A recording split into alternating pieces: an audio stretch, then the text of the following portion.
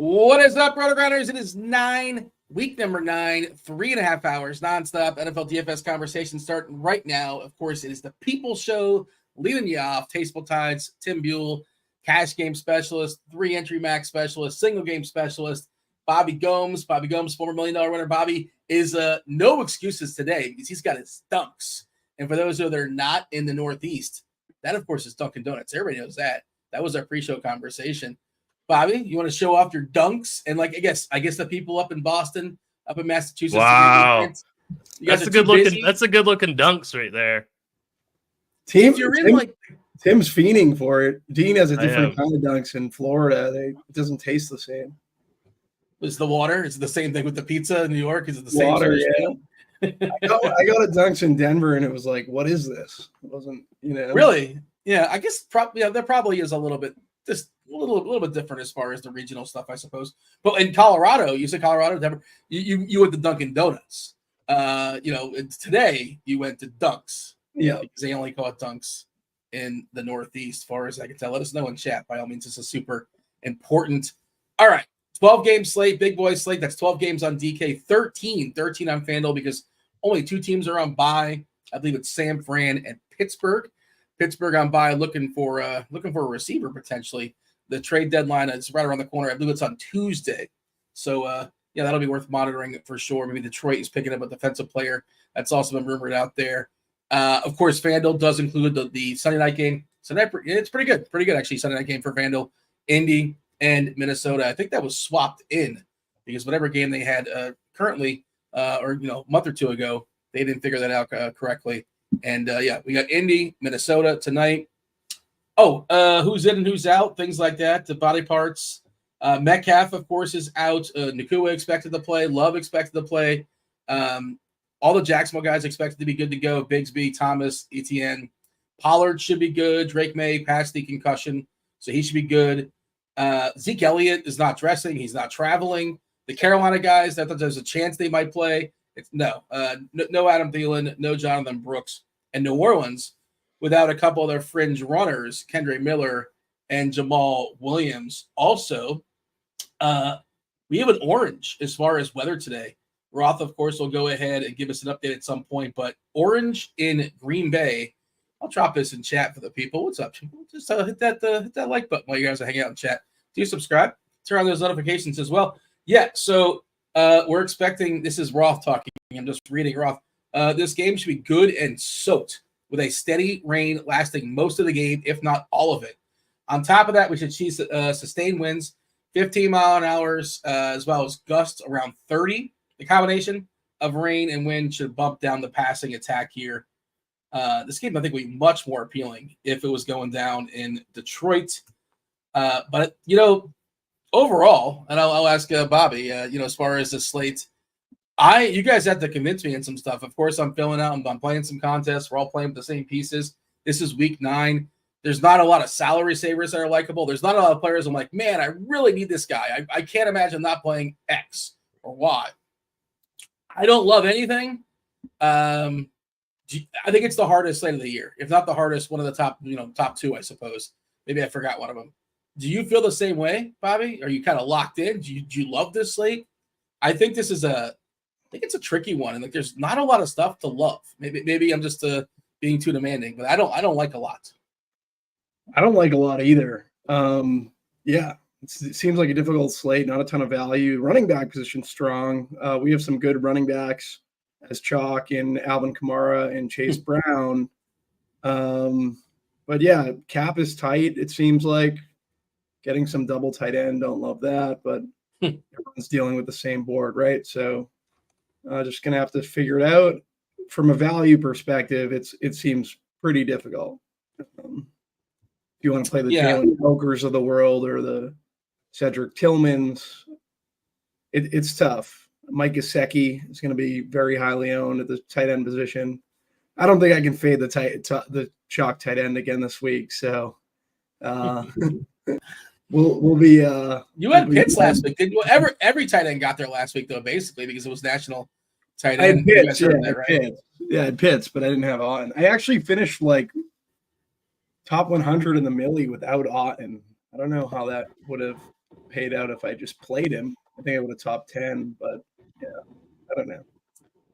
The splits have been really good as far as Gesicki. When I didn't mention T. Higgins, he's been out for a while. Oh, I guess he was rolled out a couple days ago. But yeah, Gesicki is looking like one of the more popular tight ends just because of salary cap concerns. And it wasn't Yoshi. Yoshi blanked, put up a 0. Just a disaster for me as far as Yoshi last week. But yeah, Gesicki had a ton of balls thrown his way. And also not just Gesicki being popular, Chase Brown's going to be popular because Zach Moss is not going to give it a go. Dean in chat says, how is this slate hard? Just play 100% Bryce and Cokehead Coker.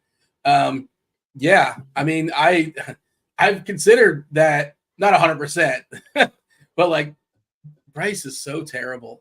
This is a rematch of week 1. New Orleans put up like 48 or so on Carolina, but trading away Deontay Johnson. By the way, they said there was a note 10 to 15 snaps. Basically, don't play him today. If you were considering it, don't do it. Sometimes coaches lie, but I can't imagine he plays more than like 20 snaps or so. If he gets there in 20 snaps, good for you, I suppose. Tim, your thoughts as far as this slate? Do you love a lot of stuff? Are we just being too picky here? How do you feel as far as the overview? It's a lot of games happening, but a lot of it is kind of meh for me. Yeah, I mean, the cap is super tight, and I think that it's going to be pretty challenging to get in a lot of the guys that you want this week. I'm really struggling even to make a cash game lineup because what's popping in optimals is not, I don't really think is necessarily amazing. So, and then, well, not even that. It's just like starting at the top, just like with quarterback, like it's pretty tough. It's a pretty tough slate. I definitely don't want to play Bryce Young in tournaments or obviously get no way in cash games. But I mean, some of these cheaper options I think are pretty ugly.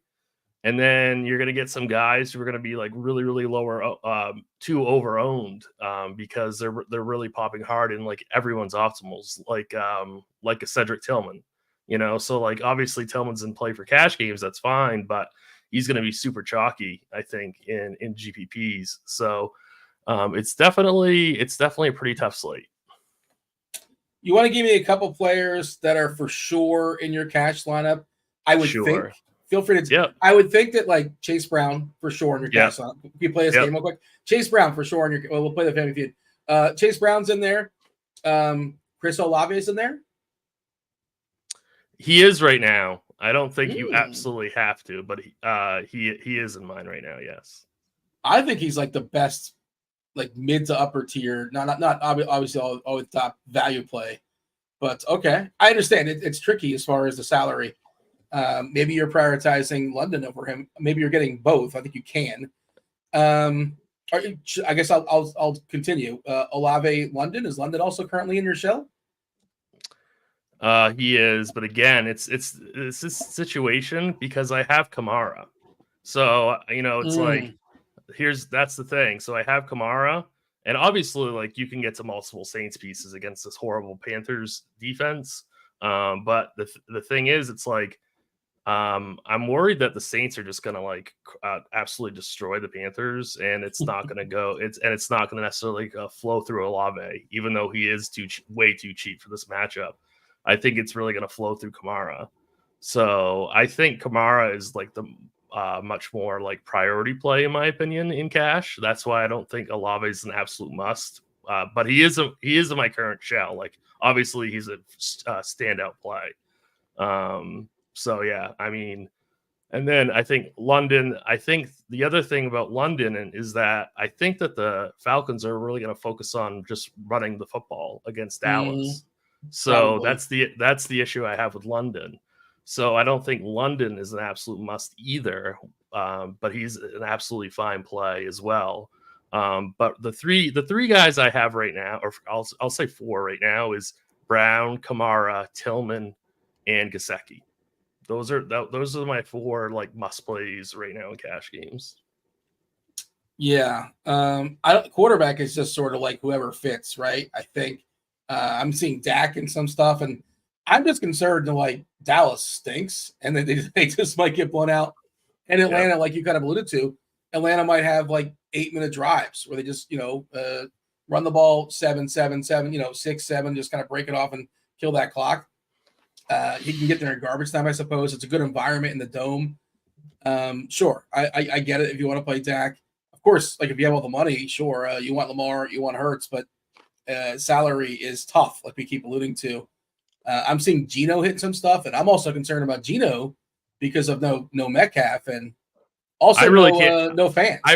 I really can't figure out quarterback because it keeps wanting me to play Geno, and I really don't want to play Geno. So, it's pretty tough right now, I think, even finding a quarterback in cash. Yeah, we'll have that conversation in a second as far as favorite. Yeah, right now I ran some optimal stuff, 14% Lamar, 12%, there's no clear winner, as it typically happens with a quarterback. Dak 11, Daniel Jones, who could get benched if he's terrible the first half of this game. Justin Herbert, Mason Rudolph, who's back again.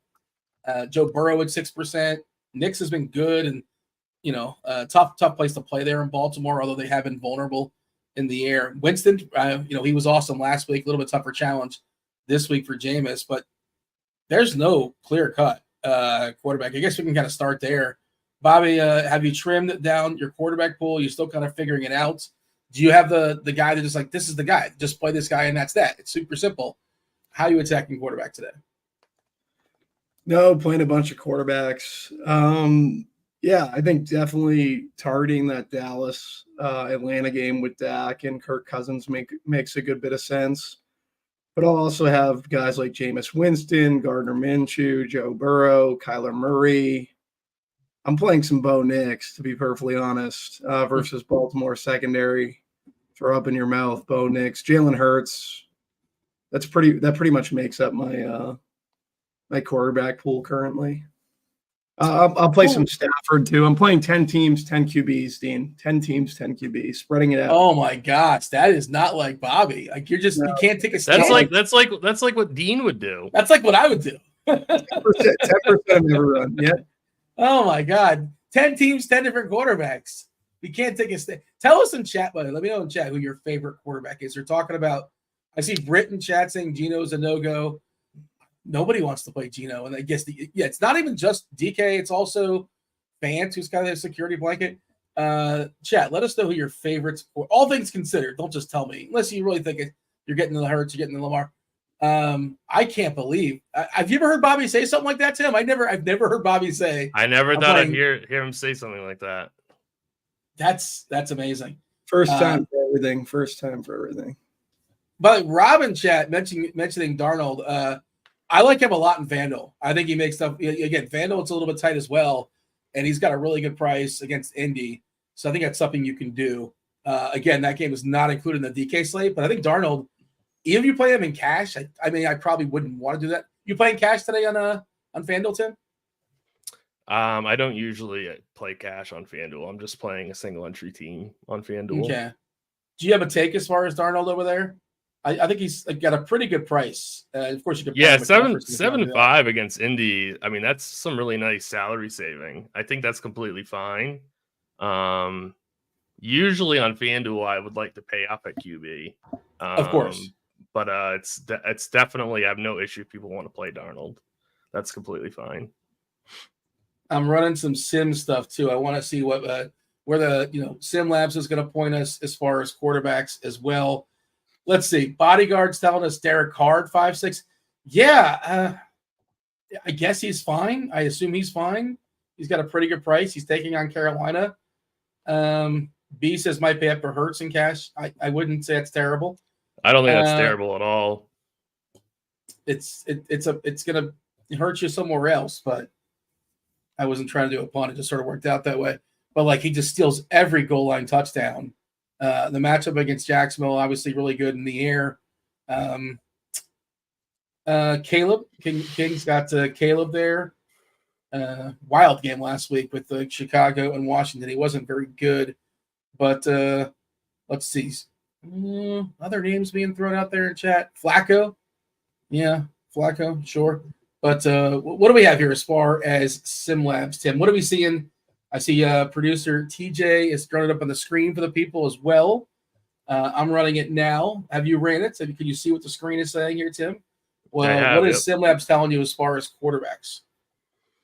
Yeah, I mean it's giving out a lot of Geno.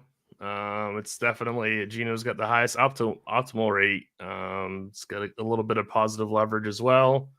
I mean, I don't know who to pair him with. And like, I mean, if we're talking about like large field tournaments here, like I don't really know who I'd pair him with.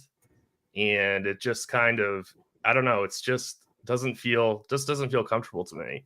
But I'll tell you another thing though, is like, it's giving you a lot of Dak as well, and that's going to be terrifying. Even though that's an amazing like paced game. In theory, Dak should absolutely smash. In theory, we should be playing Dak in cash, in my opinion. It's just been the Dallas has just been so inconsistent and pretty much borderline terrible this year. So it's a little bit unnerving. I'm not going to be playing Daniel Jones. Like that's showing up as a really, really strong point per dollar play, but I think there's a really solid chance he gets benched.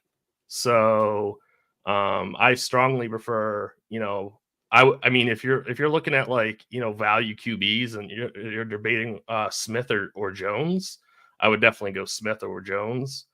And then I think that I think Joe Burrow is kind of interesting at 6,900. I think that's a decent play. Jameis is the one that I'm struggling with. I would like to play Jameis at 5,400. I think he's a far better play than both Daniel Jones and Geno, but that game environment really stinks. I don't think there's going to be a lot of points scored in that game. So that's a one that I'm kind of struggling with, because when I first looked at the salaries this week, I was like, I'm just going to play Jameis again at 5,400. But then I thought about it and I was like, oh, this game's going to be really, really ugly. Probably a really slow-paced game, bad overall total. Just probably not a lot of points are going to be scored. So I think, I don't know. And then there's Gardner Minshew at 4,500. He gets you a ton of stuff if you want to play him. And you can pair him with Bowers or Myers. He does have a couple guys that you can pair him with. So I think Minshew does make a little bit of sense at 4,500. Who's your favorite amongst those cheapies, Tim? Because I think it might be Minshew. I'm talking like 5-ish and lower. Super cheapies. Rudolph is 4.6. Minshew is 4.5. I think Young is 4.4. If you were to pick one of those three, it's definitely Minshew for me. Bobby? Who are they? Sorry. It was what were the three? Yeah, so out of like the super cheapies in the 4K range as far as quarterbacks, I know you ran down some quarterbacks. You said you have 10 different lineups. Who's your favorite amongst like Minshew, Young, Rudolph? Am I missing somebody? I guess you can include Winston if you want. Minshew. He's the easiest to stack. It's condensed. You have Myers and you have Bowers. Yeah, maybe you can double them if you want to. Yeah. So earlier this week, I was in the Pick Six show with Rebar and Daigle, and like it was interesting. You were talking about this, Tim, as far as the Chargers and the sort of the Jameis matchup, and we just assume like, oh, the Chargers have a good defense, and Rebar kind of ran it down. It's like, are we sure the Chargers have a good defense? Look at the teams they've played, right? Vegas, Carolina, Pittsburgh, okay, KC.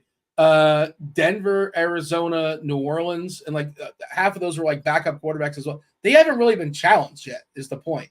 So maybe they are a good defense. We don't know, but maybe they're just like getting lucky as far as easy opponents. Yeah. So I don't know. You just kind of bring you back to the Winston conversation. Are you making enough lineups to make a Winston team or no? Yeah, I mean, I think I'd definitely put him in one if I was making like in a 3-max contest. Yeah, Cleveland's projected for the 4th most amount of plays run according to the Blitz game level factors. So it's actually a pretty good pace for them. Much better pace than I thought this game would be at. Still, the total is quite low. That's the only thing that's a little bit concerning for me. But yeah, I would definitely get to one Winston if I was making 3 teams. All right, Bobby, you want to run down those? You said you have 10 quarterbacks for 10 different teams. You ran them. Did you run them all off? I don't remember if you did. If you did, I missed a couple, I suppose. So you have no stands. You have no stands as far No as standing quarterback. No standing quarterback. Winston, 1.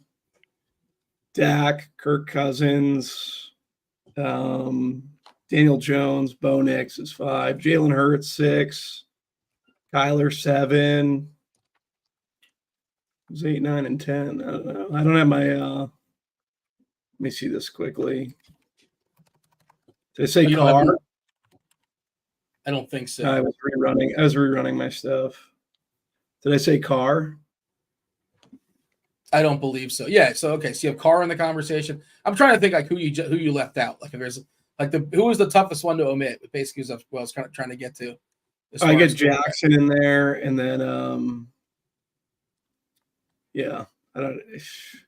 You didn't I say don't know. Burrow or Stafford, according to Aaron. No, I have Burrow and I have Stafford. Those would be the 10. Yeah, Burrow and Stafford are in there. It just my stuff just updated. Yeah. All right. I'm sorry. I didn't mean to cut you off. Did you have more? No. That's it. Yeah. Tim is talking in chat. Tim's answering the questions in chat. He is multitasking for the people. Yeah. So Tim, you don't like Cousins because you think that Atlanta is just going to like run it down Dallas's throat. That's your anticipation? That's what I'm worried about. Like that will be the game plan. So I'm a little bit worried about Cousins' ceiling. That's why I'm not like super like stoked to play London either. I don't think it's gonna be like a huge volume spot for those receivers. So I love Bijan today. I think he's a really interesting conversation because running back is absolutely loaded. So it's really like the opportunity cost at running back is massive today, just because there's guys in incredible spots. People are going to ask Tim, the Detroit, Green Bay, this weather, it's orange. Like I know in baseball, we don't pay attention to weather until Roth gives us an orange. Expecting rain all day, the field to be wet and some wind. We care more about wind than rain, but the combination platter, Vegas hasn't really adjusted it. I've seen it, 47.5. I think it might have been 48, kind of bouncing back and forth. So they don't seem terribly concerned. I was looking at the props as far as the quarterback to yards, like 215, 220, which is not a ton, right? Love, by the way, was dealing with some injuries, but he's going to give it a go. A little bit surprising considering their bye is next week. Maybe they can give him an extra week, but also it's a super important game in division, Green Bay and Detroit. So I guess he's good enough to play. But do you care about the weather? Were you into this game anyways in general? Is this like pushing you away from it even more? Maybe the running backs. Maybe you get a run focus game, some dump offs, things like that. How are you attacking this game, if at all? Because does the weather even affect it?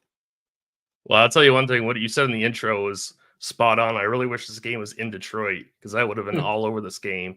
But it being in Green Bay, and then you have this weather, I'm off this game completely. I completely get it if you want to get to some in GPPs, but I mean, obviously, I think Jordan Love, Amon-Ra, obviously both these teams have tremendous offensive talents on each team, but really, I'm not building into this game at all in cash or in a 3-max setting. Bobby, Green Bay, Detroit. I have no interest outside of Gibbs and Jaden Reed. Those would be the two that I'd have. Like Jaden Reed, it's a lot of short area targets, and then Gibbs obviously in tournaments has an elite ceiling. Yeah, the weather's tough, but I think he's fine. Maybe defenses with the weather. Yeah. General rule, I do not like to freak out about weather in the NFL. And I kind of I'll look at to see if Vegas drops the total, but hasn't really dropped. But I thought it would drop at least a point or so. Steady rain and sustained winds of 15. I mean, that seems like it should matter a little bit. Impossible gust to 30. Yeah. Right. I mean, that doesn't seem great.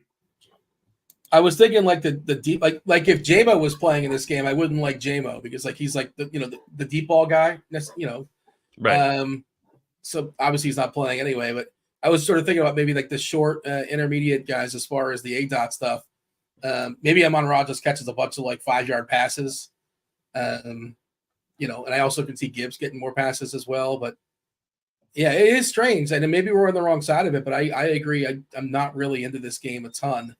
not besmirching it, but not really fully into it. 4 o'clock game. So again, the weather a little bit tricky to predict. I'm sure Roth will be on top of it and give you an update, but we're still 7 hours away. You know how that the closer you get to kickoff, the more accurate a forecast can be. So maybe this changes. Maybe this forecast changes as well. So be on the lookout for such things. Is there anything else you want to say as far as quarterbacks? Because again, it sort of speaks to the slate where nobody's really taking this super hard.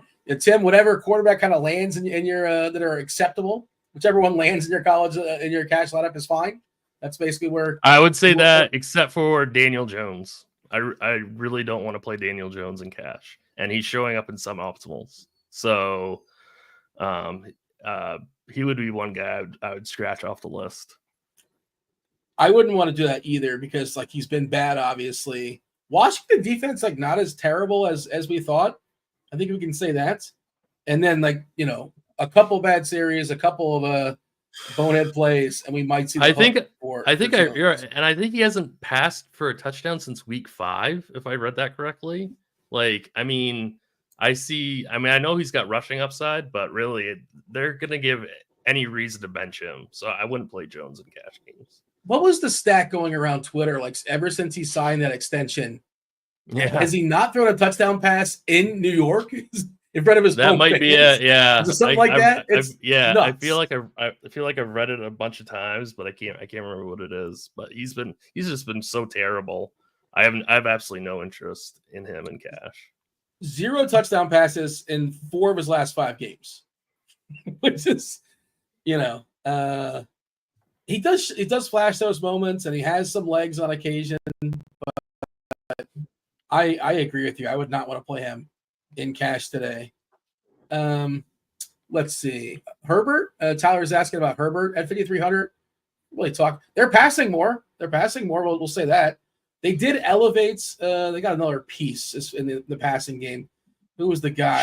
Shark. Yeah, DJ Shark. I don't know what he's going to do, but I don't even know. I did not think I'd be saying his name today on the show. Yeah, I just wanted to acknowledge it happened. Basically, I don't know what our projection is for him, but it's one more. And theoretically, at some point, he was supposed to be a part of this offense in some way. They went out and paid him. I don't know, somewhat. But anything else we should say as far as quarterbacks? It's more of a skill position conversation, I think. David just says, just a question: who plays cash? Tim, who plays cash these days? I do on DK. Yeah. Herbert's telling us DJ Shark. That's a different guy. It's an awesome play. I don't think he's available in the player pool. Pretty sure that's a little bit different from DJ Shark. All right. Yeah, Michael wants to know what quarterback we play in single entry DK. It is choose your own adventure. I don't know yet who I'm picking, and I'm willing to, of course, Lamar, of course, Hurts if I can get there. I'm fine with Burrows throwing out there. I don't think I'm going Dak. I don't think I'm going Geno. But I don't know. I'm still figuring. I'm okay with Carr, although it might be a little chalk. I mean, he's not showing as a big Carr's not gonna. He's not gonna be chalky. I think I'm okay with Carr. Stafford, getting all of his pieces back, he could be interesting. I don't mind him. Again, I have a bias against quarterbacks that can't move, but he also can drop 303, which is that would get me there as well, and he's not super expensive. But I really think it's so weird. It's just kind of working backwards to quarterbacks and just okay, I guess this is the quarterback I'm going to play because that's what I have left with my current build. All right. Anything else here, Bobby, we should say as far as quarterbacks, or shall we move on and talk about some running backs? We can move on, Dean. We can move on. I just want to say that Mr. Grapefruit in chat is saying Bo Nix is going to be chalk. I don't think anybody's going to be chalk. Let's just say that. As far as quarterbacks, I'm seeing nobody at 10% or more. And I don't know what you call chalk at quarterback. There's 12 games, 24 quarterbacks, 13 on FanDuel, 26 on FanDuel. As far as quarterbacks, chalk quarterback is 15%. And I don't think anybody gets to 15%. Do you guys agree with that? Ownership's gonna be super spread out today at quarterback, and I think at a running back as well. Other than maybe like Chase Brown, but quarterback. It's gonna quarterback's be really flat. Quarterback's gonna be super flat today. Herbert says, "Come on, Dean. What about Allen? Yeah, Josh Allen's really good too. It's just a salary thing, and I think I have Hurts and Lamar ahead of Allen, but I'm not going to fight you if you have Allen first. Like I'm not against that. But yeah, of course, Josh. Do I have to say Josh Allen? You guys know Josh Allen's spectacular. Mr. Grapefruit's saying 20%. So maybe we're maybe our ownership stuff's wrong. I don't think it is on this. But Knicks is not going to be 20%. I can't imagine. And Lamar banged up. Lamar missed a couple of practices. He's fine. He's off the injury report. It's a long season. I assume there's no issues there. He's good to go. But yeah, Bobby, there's not going to be any quarterback getting more than 15%, right? Like in large field stuff. I don't think. Maybe I'm just completely missing something, or we're missing something. I don't see anyone over 13 currently for me. So yeah, I don't think anyone's going to be over 15. Okay, let's talk about running backs. We kind of alluded to probably one of the more popular plays in the entire slate. Would have been owned like in general, I think, but definitely with Moss not playing, we now have Chase Brown coming in around 30%, right there with Alvin Kamara at 30%. Achane is our third most popular. Walker around 17%. He'll be relied on heavily there for Seattle. Karen Williams at 15%. Bijan at 15%. I hope that holds, by the way. I think that's one of the things I'm going to be doing in tournaments is playing Bijan and Williams over Achane and Kamara. I think that's one thing I'm doing to be a little bit different.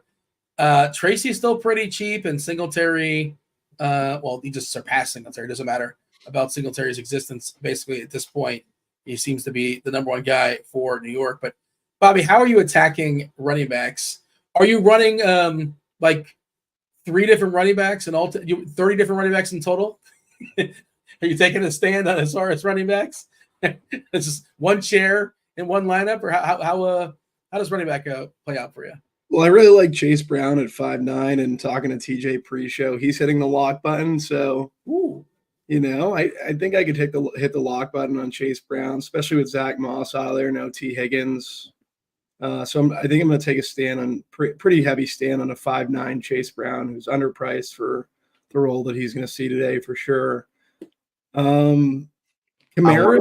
I want to say I did end up with one lineup that doesn't have Chase Brown, but all the rest do. The winner, just in case that wins and people come back with you receipts. Yeah, exactly. I have one Burrow stack that does not have Chase Brown. Fair enough. Good. So you're saying that's good chalk, Bobby? I think it's. I think Chase Brown's a good chalk. I do have questions about Kamara. He was only seeing 45% of the snap share when we had Taysom Hill, a healthy Taysom Hill. In large field tournaments, I'd probably split them up, but in smaller field tournaments, I guess you can play them together.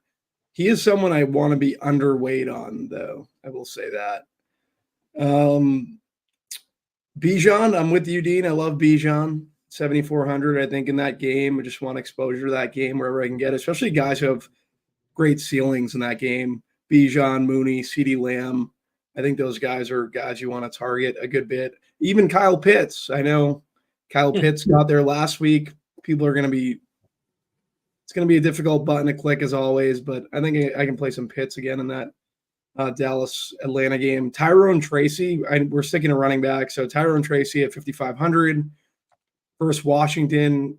He's really emerged in the New York Giants offense, and for that tag, like paying down at running back, I think makes a good bit of sense, especially if you're getting a guy like Tracy and his talent level. Devin Achane, yeah, if he's going to be 20%, I know Miami has been more stout versus the run. They do play too high, so it kind of they'll have to play too high to contain Tyreek Hill. So it should open up more for Achane, and it is a good matchup in terms of pass catching running backs, and Devin Achane's getting a ton of targets in the pass game for Miami. But I don't know if I want to like go with the 20% ownership because there's running backs like Saquon Barkley, Derrick Henry, who I think are going to be much, much lower owned.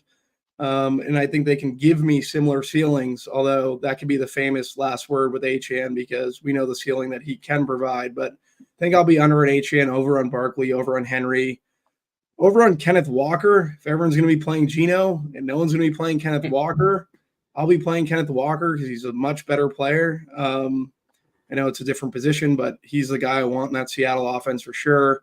James Cook at 7,200. Prices come up. Miami's kind of a run funnel, so I like James Cook a good bit. And then capping it off, I think I have Ramondre Stevenson versus the Tennessee Titans, who have been susceptible on the ground of late. Yeah, that's my running back pool. Anyone you just can't quit. You just can't quit your Patriots, can you? I don't like teams, Dean. I like players. So I don't know what those charges that accusation is, but it's definitely false. Yeah, but by the way, they're talking about in chat. We should have talked about this, Tim. It's three running backs in cash. Or I mean, if you're doing the tight end thing, I think you're supposed to do the three. No, I think you're supposed to go down at QB, play 3 RBs in cash. I'm not gonna say anything else other than that. Yeah, I think 3 RBs is definitely the play in cash. I was thinking about, and this is not like if you think Taysom is super sneaky, it's not super sneaky now because people know the pick on Carolina. People know that New Orleans is without, Jamal Williams, who would siphon some touchdowns to the goal line. They're also without who's the dude that the coach? Kendrick. Yeah, the coach despises him. He's never been happier than throw that guy in IR. Yeah. So like, if you go through according to the depth chart that we have here, I mean it's Jordan Mims and Adam Prentice, but like really. I think the RB2 is Taysom Hill, I think. I was thinking, Tim, about playing either Kamara or Hill on every lineup. Don't you think Kamara's the wide receiver too? Oh, well, no, I was thinking RB2, but yeah, he's the wide receiver too. He's the running back 1 and the wide receiver 2. Yes. Yeah. No, I was going through the running backs. This is okay. I see what you're saying. Yeah. Okay. Yeah. Okay. Yep. Yeah, I was just thinking as far as like the depth chart running back specific, but I don't know, maybe that's too committed. But like in Carolina, the amount of points that this team has given up, and like I know this is not breaking news, but it is historic. About what's like 34, 35 points per game. Just everybody lights them up. I think they're minus like 160 or so as far as their plus minus. Like. It's insane. Like they're getting blown out. They've actually won a game, and like they're blown out average like 18 points or so a game. I was thinking about playing one up Taysom or Kamara in every lineup, but I don't know if is that too much. Am I committed too much to New Orleans? And then you tell me this, Tim, as far as running back in general. We buy in the Kamara chalk. HM going to be popular. I know you already talked about Bijan. Yeah, how are you attacking the running back position? So I'm definitely playing Kamara in cash, but I mean, there's so many strong running backs for GPP. I have not fully committed to him in my single entry team yet. But yeah, I mean, Kamara is in an absolutely fantastic spot. But I mean, there's so many strong pivots as well, like Bijan, like Derrick Henry, like Saquon, like Kyron Williams. Kyron Williams is showing up in some cash game optimals also. So this high end range is absolutely loaded. So it's pretty tough to like parse together exactly like what the right thing to do is. But I mean, in cash games, it's definitely Kamara. It's not even close for me. I'm playing A-Chain in cash as well, and Brown. So I mean, those are the 3 cash game running backs. That's pretty easy. But I mean, there's so many strong pivots for small field and large field GBPs. HN did have a couple of touchdown siphon there at the goal line last week. Just kind of worth noting. I guess that you can go the other way and say, well, the ceiling can go even higher if they don't give it to Mostert. I'm pretty sure Mostert took 2 of them from him near the goal line, at least 1 near the goal line. Just kind of running through other options here as far as RBs. I've seen a couple of people talk about Tracy. I Yeah. absolutely I love him today. I think he's a really strong play at 5.5. If you want to pay down at one of your running back spots, or if you wanted to like say, do a similar kind of like chalk line of construction and fade Chase Brown and play Tracy over Brown. I don't mind that at all. I think. Go ahead. Why can't you play Brown and Tracy together? Oh, you can. You definitely can. You but can. I was just saying, yeah, you definitely can play them together, 100%. Oh, you're talking about from a cash game perspective? No. I was just saying, like, if you wanted to build out like a kind of like an optimal construction, but just to make like one pivot, you could go Tracy over Brown. But I mean, you 100% can play them together in the same team for sure. Another one you can do, by the way, if you're doing that curveball, and I see people in chat are talking about it, want to get your thoughts, Tim, Bobby. Madison, do we like Madison at all today? Oh man, I mean, I get it. He's projected right around the same as Tracy. He's projected a little bit better than Tracy. He would rank third. I mean, he'd rank third behind Tracy for me anyway. I think that's the case for most people. If you want to play the ownership game, I suppose. You got a take on Madison, Bobby? I just want to clarify. When he said the cash game, I interpreted it as I was interpreting it as a single entry construction. I would not fade Chase Brown in cash. My thoughts on Madison? No, I would prefer Tracy and Chase Brown. I don't really have much Madison love. I guess you could go there in tournaments, but I'm going to try to tighten up my running back pool because I'm playing so many quarterbacks. The Saquon thing is it's just so frustrating because he's got to get touchdowns from outside the 5. Otherwise, he's just not going to score a touchdown. And that's how he gets to a ceiling, and you really can't predict that. But certainly, if you want to play Saquon, I'm not going to argue with you. Several people have talked about Hubbard in chat. Yeah, Brooks is lurking, but he's not here just yet. I guess if you're looking for runbacks in that game as well, we've seen him kind of fade a little bit, Hubbard. They're also just getting like shellacked, and they've been benching him too, more so of late. Miles Sanders, we saw get some run. They're minus 147 in the season, Carolina. Minus 147 in the season as far as points for, points against. And that's with a victory, averaging negative 18 points per game versus their opponent. Just a horrific organization, just a terrible team all around. Bobby, we have a take as far as Hubbard. So I think Hubbard and Coker are probably the two best run backs if you're trying to game stack New Orleans and Carolina, but I don't know why you would be because Bryce Young is the current quarterback for Carolina and he's terrible. I will say this, the splits with Hubbard going from the Red Rocket to Bryce Young are pretty atrocious. So I'm currently under on Hubbard, but it's being forced into my stuff. So maybe it's a good play, but I'm probably just going to end up Xing. 6,500, the price has come up. Like we have Bryce Young under center. Just seems like a recipe for disaster, I would say. I know the Saints you can attack them on the ground, and Hubbard should have a ton of usage. It's just a tough click. So just kind of messing around with stuff here, Bobby. You can play Young or like somebody of that ilk, Coker, pair him with Coker, play Hill on the other side, and then play 2 or 3K defense. And then the rest of your team, the next 5 pieces, the players you want to actually play, 2 running backs, 2 receivers, and a flex, you can average over 7K per player. So you can have some. That's one way to just sort of like have some fun, or like you said, it could be a complete disaster because Young does seem to be like you got to throw him out there, in my estimation, because you want to be certain he's terrible and you don't care. Like Dalton, there's no future there for him. Of course, if they want to win today, and why would they? But if they did, they would play Dalton. I think he's dealing with a thumb. They gave him an injury, but he probably could play through it. Tim, thoughts here as far as Chuba Hubbard was thrown out there in chaps. Swift is another guy. Lee's asking. I love I love Swift today. He's only going to be around 7% owned. He's showing up at optimals around 11%. Should have an absolute field day today.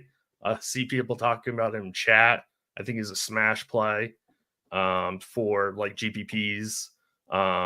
He's priced around a lot of guys that are going to show up, are going to be pretty highly owned. Swift is, I'm really considering playing Swift in my main single entry GPP team. So yeah, I really like Swift today. Can TJ throw up the SimLabs stuff for running backs? I ran some stuff. Most popular running back I got was Kamara, then Brown. This is on SimLabs. This is not like running optimal stuff. This is running right. And SimLabs is just like saying that ownership is right. Kamara 1, Brown 2, Achane, Williams, Bijan, Dobbins 12%, Walker 12%, Swift 11, Madison 9, Hubbard 8, Henry 8. Yeah, everybody else in the single digits. It is interesting. Tim, what you're nodding along. It's just saying like the players that are popular, it's correct that they should be popular, basically. For the most part, but I mean, you're seeing a huge negative leverage score on Chase Brown, right? I mean, that's a pretty big number for NFL. He's going to be pretty over-owned in large field, it looks like. That's why I think getting the guys like Swift would be a good pivot in large field GPPs. So yeah, I mean, for the most part, ownership and optos are pretty much in line. The optimal versus projected ownership, it's liking Tony Pollard. He was that one really sketches me out. It's befuddling, right? Yeah, and it's a really, really horrible game environment too. But yeah, I mean that's one that is kind of sketchy for me. We did get a question like in large field, would you get to any Julius Chestnut at 4K? I'm still gonna say no to that, but don't let me spend your money for you. You know, if you want to throw one in for fun, go for it. But I don't think that's really amazing. Bobby, hypothetically, you're running 150. Is Chestnut in the pool for you?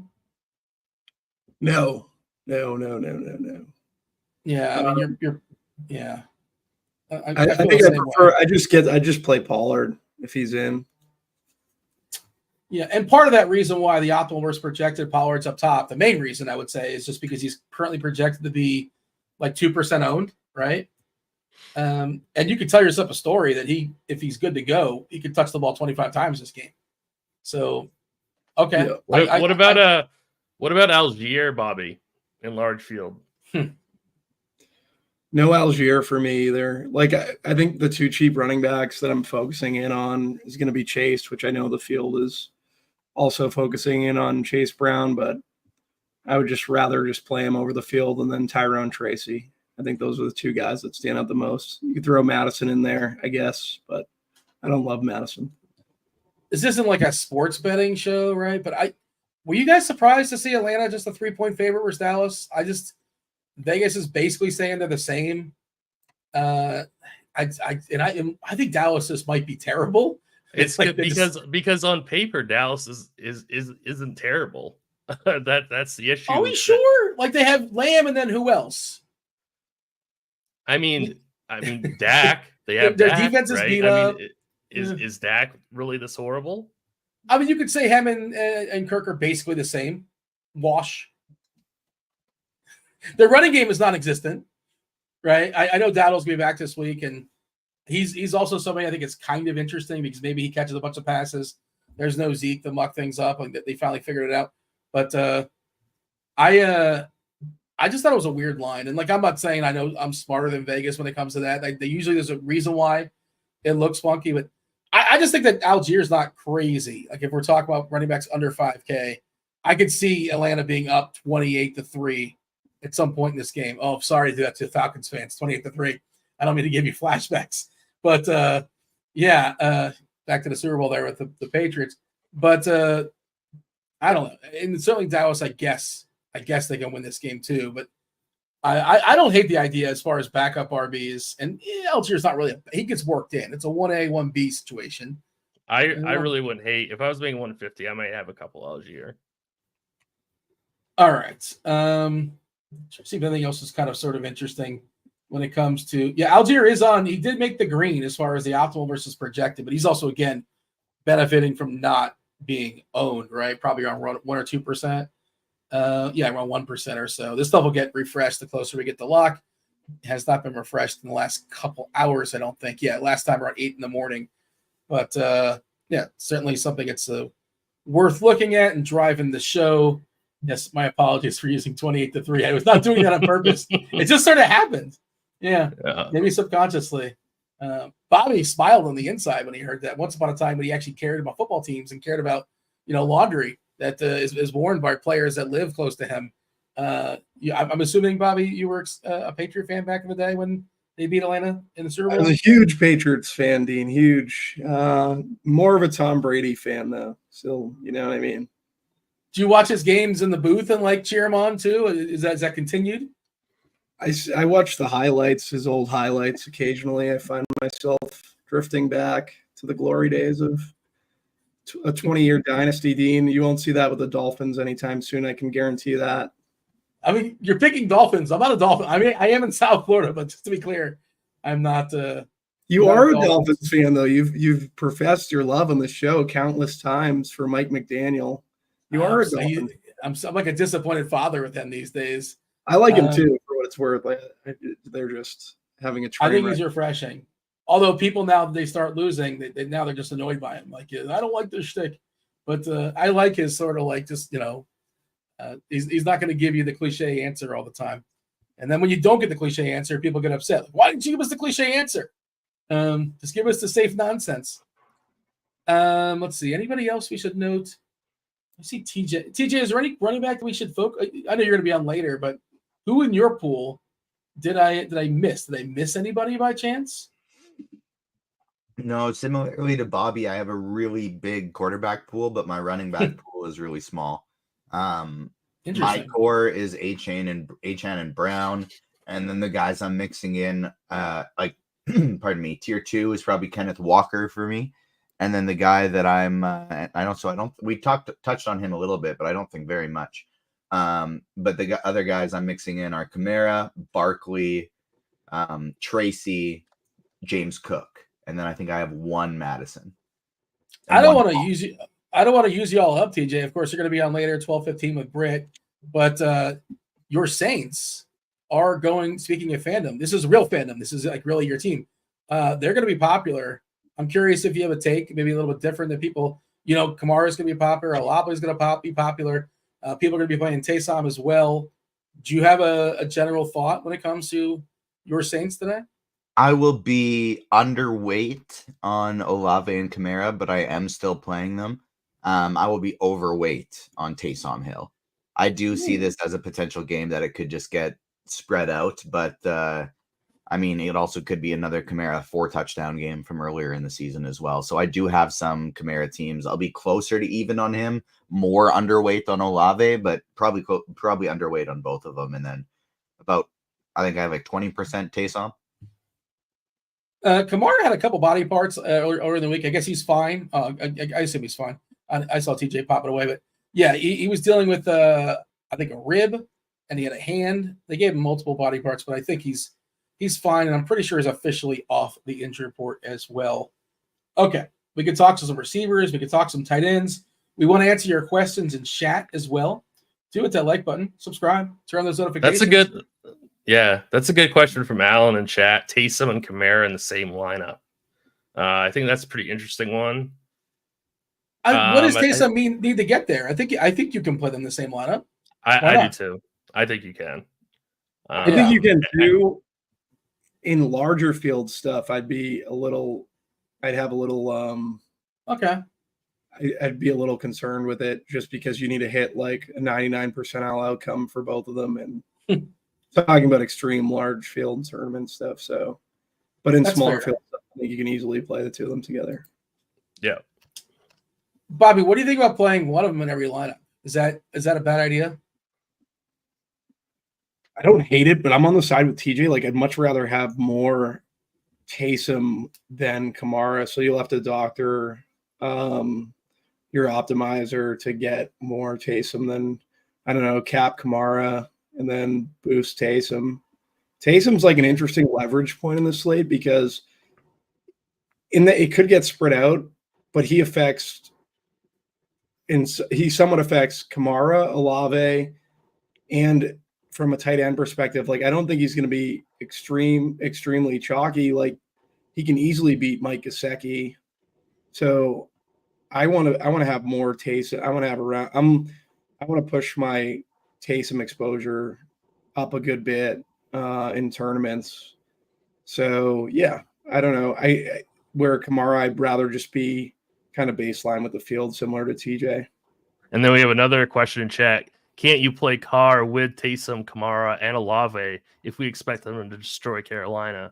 I think that might be a little much for me. What do you guys think? I think you can. They're all cheap enough. You can? Yeah. Okay. So you can have that lineup, right? Well, I guess you're getting a couple cheap pieces. And say you run it back with Coker, right? So you got Coker, you have Taysom, you have cheap Carr, and then I haven't built this, but in my head I thought about this exact question. You can get a couple like studs around that. You know what I mean? Like you can get like a New Orleans onslaught with a cheap run back and then some studs around it. So I don't think it's bonkers. Bobby, what's your thought? I don't think it's bonkers either. If you're gonna play anyone as the run back, it would definitely be Coker at 3,800 over Chuba at 65, in my opinion. If you're building car stacks, just because like you're gonna run out of salary, and I don't think Chuba's the greatest play at that tag, anyways. But yeah, I think you can do it. I also don't think so. We have all these chalk Saints, and then there's Carr sitting there, and he's not going to be chalky. So it's a differentiated way to just play all of these Saints. So I think that's fine. Yeah, I'm not opposed to it at all. I will say that just doing like the deep dive Carr, I'm not going to go there, but I was going to go there, but I'm not going to go there. So you did the deep dive. You did all the research, and you're not going to. I did all the research, but I will say this: they were more run heavy during Carr's first 3 games when everyone was healthy. So just be cognizant of that. That like they were more run heavy when everyone was fully healthy and Carr was under center. So I think Carr's a good tournament play because he's going to be low owned, and all these pieces are going to be very chalky. But just be ready that he could put up a stinker, and then Carolina may not push back, and Coker might not get there. Who knows? They put up 47 week 1 against Carolina, just for the record. Not saying are they going to put up 47 again? I know it's like an all-time. No, probably not. Probably not. Like Shaheed also scored a touchdown. He's not there. Jamal Williams. But like, again, the Jamal Williams stuff is probably going to go till So our breakdown, right? We have 19 carries right now for Kamara. We have Taysom getting 5 and change, Mims getting 3, Prentice getting 0.1. Just kind of a hedge there. But TJ, you jumped in. I assume you have a thought on this. Yeah, just on the specific Saints triple stack question with Carr, I think if I wanted to do the Carr, Kamara, Olave, Hill route, I would personally rather do that with Juwan Johnson than Taysom Hill, because I just find it very difficult that all 4 of those players with Hill could get a ceiling, considering how often Hill will come in for Carr and then take away from both Kamara and Carr in the same play without the potential of either of them getting it if he just runs it in. So I would take the shot there on an even lower owned Juwan Johnson if you wanted to do the triple stack. I like Hill way better than Juwan Johnson, but specifically with the triple stack, because Carr can get there passing touchdowns to all of them. And so if you're expecting Carr to get there, him have a huge day, I think Juwan Johnson would be the tight end to pair with. And I'd rather do Taysom on their own. I love the idea of doing like a Taysom Hill Saints defense mini stack. We have a Hill projected for 2 receptions for what it's worth. So he'll line up as a receiver as well. But I hear that. I did, by the way, I did build it. Carr, Kamara, Coker, Olave, Hill, 3K defense, and you have 3 spots remaining: a running back, a receiver, and a flex, and 6-7 per. So you can have some fun around that. You can have some fun around that stack. Just sort of throwing that out there. Okay. Do you want to talk about receivers again in chat throughout your conversational questions? Happy to answer them. Half hour until the Tournament Take show comes on. And then, we'll get out of here. But we're still here for the next half hour or so. Do want to mention Combo Premium DFS. You guys know, this is the conversation. We're talking about value DFS. All about value as well. Busiest sports calendar of the year. We did just lose baseball, but football, basketball, MMA, which I'm told, you're not going to believe this. Apparently, there was some bad scoring in MMA once again. I hope everybody's sitting down. For a limited time, get your first month of combo access, just $79 and change. That is only $5 more than basketball, the NBA premium. Certainly those got NBA a la carte. The NBA season's in full effect, about 5 or 6 games in. We're doing this, by the way, weekdays, so you guys aren't aware, 5 o'clock on the East Coast most days. But go ahead and get yourself some premium. Also want to mention Splash. Splash is still running their Survivor Revival tournaments, as well as Pick'em and Fantasy tier contests. Join the community at splashsports.com/RotoGrinders. Promo code ROTO10 upon sign up for a $10 bonus. Limited time, play $20 in quick picks entries, and you'll get yourself an additional $10. Lastly, if you don't want to pay for RG Premium, go ahead and win RG Premium. Do not forget to join in on the fun each week with RG's Listener League. Play alongside our viewers as well as your favorite hosts.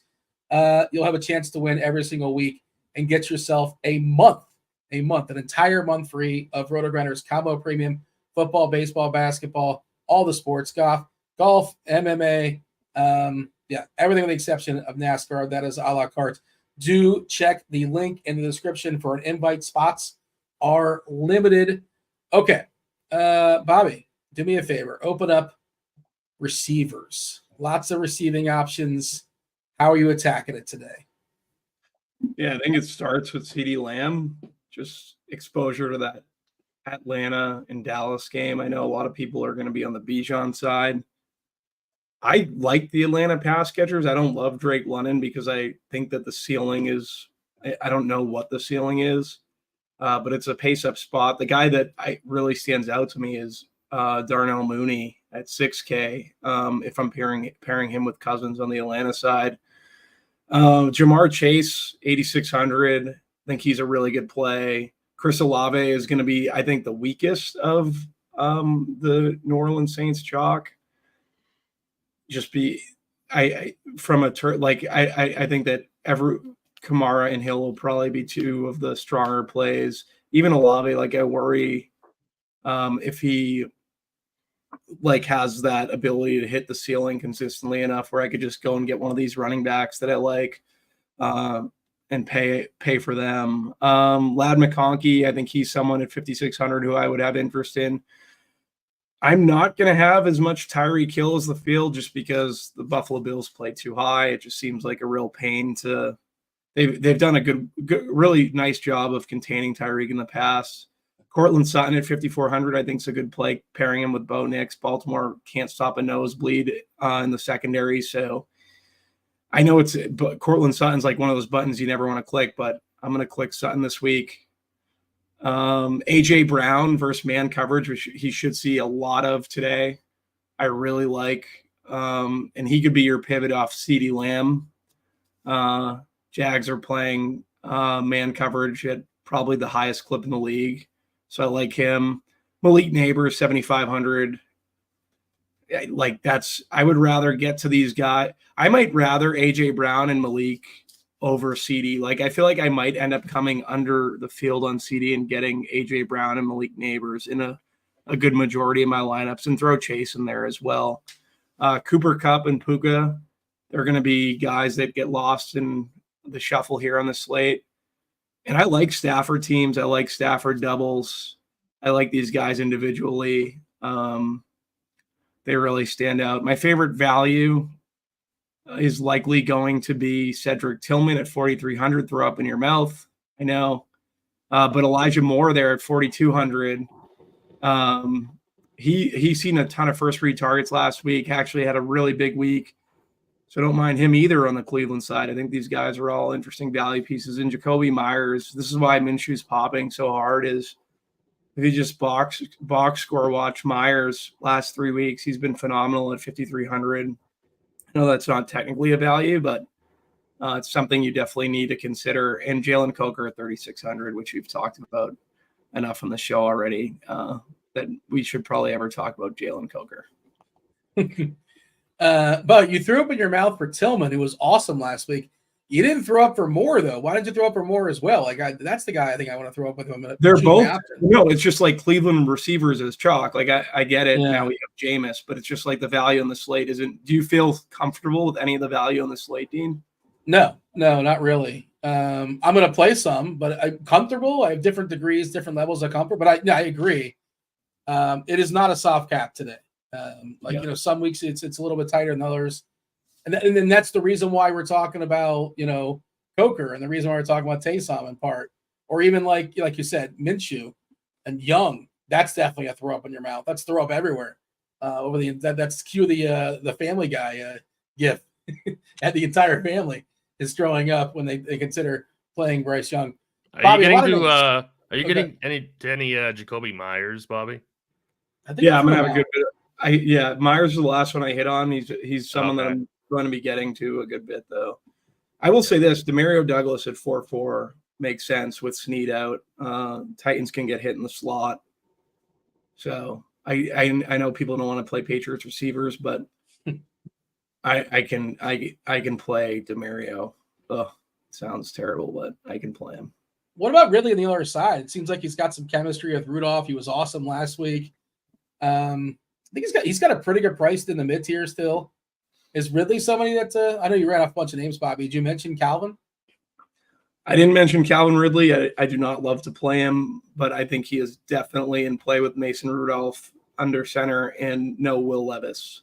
Seems like Rudolph was targeting him a good bit. He did have like 25 points at the half and then like 2 more points for the rest, 2 more DK points after that. But yeah, I do. His game was like that, the picture of the horse, it progressively gets worse and worse.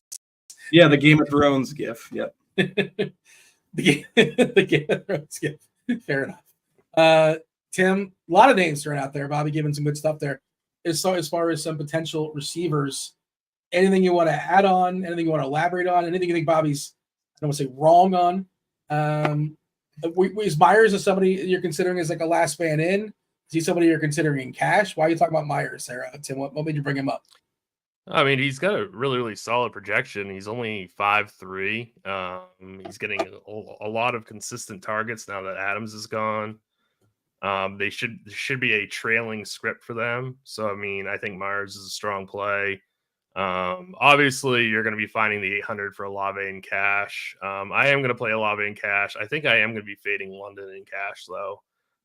So that's going to be my kind of like stand, I guess, in cash games is that I'm not going to play London in cash or in my single entry team. So, but I am going to play Olave just because I think the floor is really strong and he's super, super cheap. So I think 61 for Olave is certainly the cash game play. But no London for me. On the high end, I think Lamb is the strongest play in the 8K range, but I do like Bobby's AJ Brown take. I think that's a really strong GPP play. So do I. Yeah, and I was kind of surprised to see Malik Neighbors being this high owned, but I do like him today, even though I don't like Daniel Jones, but I don't mind Neighbors. He should get an absolute ton of targets in this matchup against Washington. I think he's a good pivot off of Tyreek Hill, who I think will be much higher owned in single entry GPPs. I guess. I mean, obviously Tillman is the cash game like value play, but I mean, I think there's some decent other guys that you can get to, whether that be a Coker, Jake Bobo. I think is interesting. Can never remember his name. Is it Turpin for the Cowboys? Yeah, I think he's a decent value play, and I also don't mind Ray McLeod in that same game. Just cheap ways of getting into that chalky-ish game. Trying to see what SimLabs is telling us. I'm sure you read off some of that stuff. I can't believe Wando Robinson's looking good in SimLabs. I just never play him. Just, he's got to catch 17 balls to get there. I'm exaggerating a little bit. Yeah, AJ Brown looks really good there in SimLabs. I do like that call. SimLabs is not like Coker. I assume it's in part mostly because of his expected ownership. Yeah, I was love getting the to. Cooper call. Go ahead. And of course, it's because of David Moore, who's the stone min on Carolina. He's the one that's simming out the best for Carolina. Is David Moore at the stone min? He's projected for just under the same amount of targets as Coker.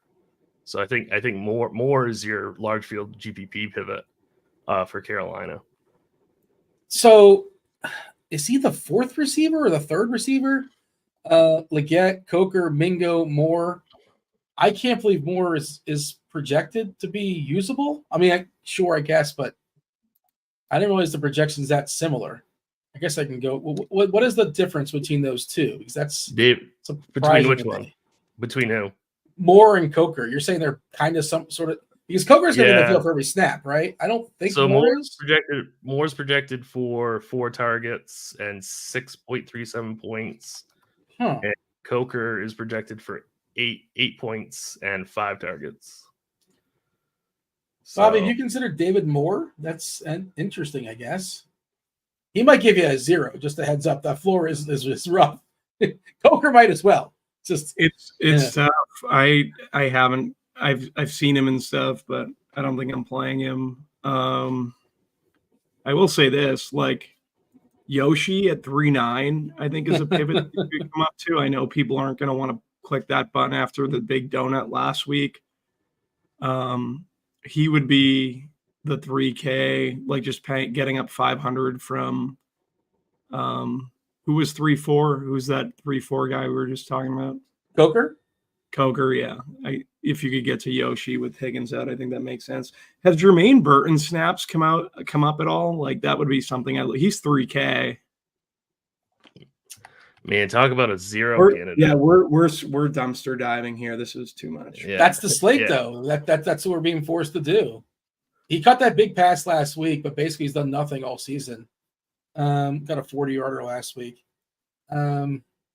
It's tough. It's really tough as far as the cheapies just aren't really there. We're trying to make them happen, and maybe one of them breaks out of it. But like you said before, Bobby, are we comfortable with this stuff? No, of course not. No, but if you're going to make the lineup that's most comfortable, though, you're already probably not going to win. But if you're making the most comfortable lineup, you're probably doing something wrong.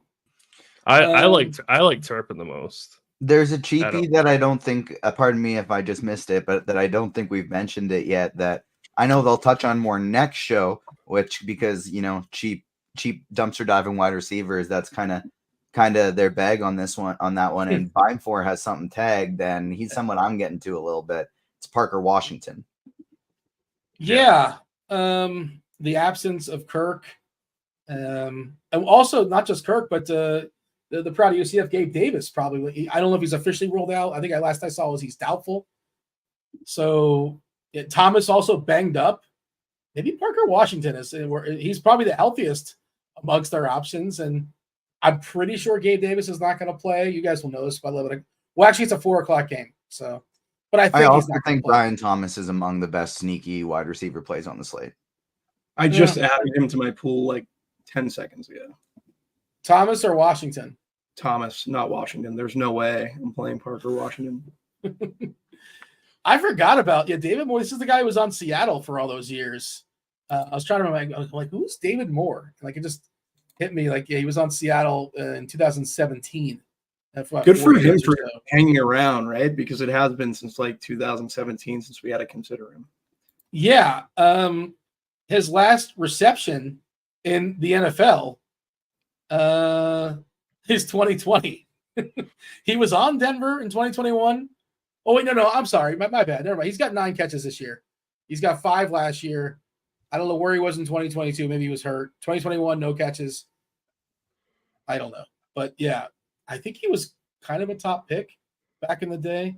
I could be wrong on this, though. Yeah. All right. So he's not a new player. He's 29 years old.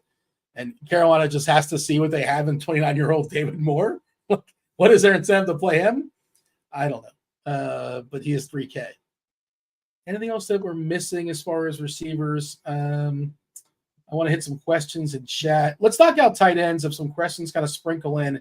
Michael wants, what about the Seahawks receivers? Yeah. What about them? Lockett I think it's over. It might be over for Lockett. Hell of a run. No yak. He catches the ball. He goes straight down. The absence of DK is a problem.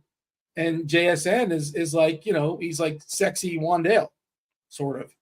And Bobo, Bobby can outrun Bobo if you Bobby can outrun Bobo and AJ Barner, we figured out. So he can literally outrun half of the Seattle receiving core. Yeah, why would you want to play those guys if I'm faster than them? Yeah. What is TJ showing us off here on the screen? I can't tell what he's showing. He's pulling up an article for some reason. Is there something we should be made aware of? Tyler Lockett blurb in Jordan Vannick's wide receiver article. Is it pro? Rams defense has struggled to contain deep crossing routes, which happens to be a strength of Tyler Lockett. He runs crossers on 18% of his routes, making him well suited to exploit this defensive weakness. With DK Metcalf sidelined, additional targets have opened up in Seattle's offense, positioning Lockett as one of the beneficiaries of this passing game. Given these circumstances, I expect Lockett to shine with his first 100-yard game since 2022, a performance that, interestingly, also came against the Rams. All right. Does that sell you? I know you're disappearing, TJ, but is he in your pool, Lockett? Are you excited about him? Solely in Geno Smith teams. Okay. Yeah. I think we got to move on. I have a team with Geno. What's the tight end? Barner. Yeah. Tyler Lockett and Jake Bobo. Fading JSN. Oh my God. That is the slowest stack ever. No, Lockett's a burner, Dean. Lockett's running like a 4.40, 4.340, right? No, you're quoting just like your quote from whatever you ran back in 2013. Lockett's not what he used to be. He's not the burner he once was, right? No, he's fast, man. He gets down because he just wants to get down and not get killed. So that will probably extend his career. Smart. Yeah, it is smart. It is smart. Smart. A couple more paychecks just because he decides to not go for those extra yards. It's okay. But AJ Barner is I'm always curious, like players I'm not well aware of. We'll talk tight ends here. His player profile or comp, I don't know if this excites anybody. Durham Smythe probably does not excite anybody. But and that's who I would have guessed, not knowing anything. Just seeing his picture. He's probably a Durham Smythe type, and he appears to be. But he is cheap. And opportunity should be there in theory because there is no fans. Tim, give me the rundown as far as tight ends. We've alluded to Gesicki a couple times throughout the show. We've seen him elevate in the absence of Higgins several games. He's probably the chalk du jour. Is he somebody that is going to smash as chalk?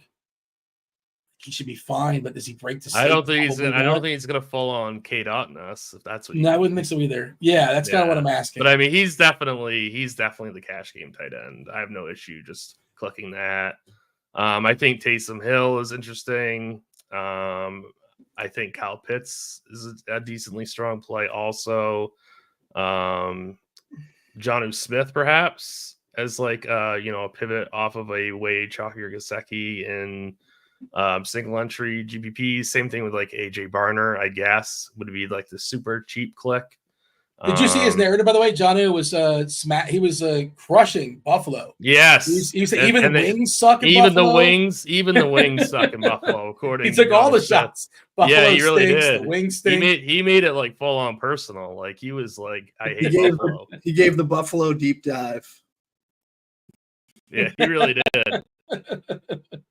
I've been there. What's the place that allegedly invented wings in Buffalo? Oh God, I can't think of the name of it now. But it's probably a tourist trap. But I thought it was fine. Why can't I think of the name? I gotta do a quick Google here. But yeah.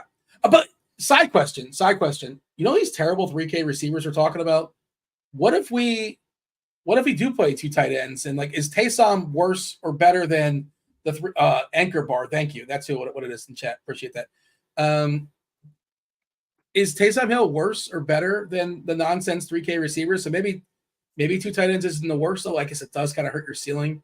I don't think it's the worst, but I think opportunity cost at running back is so high.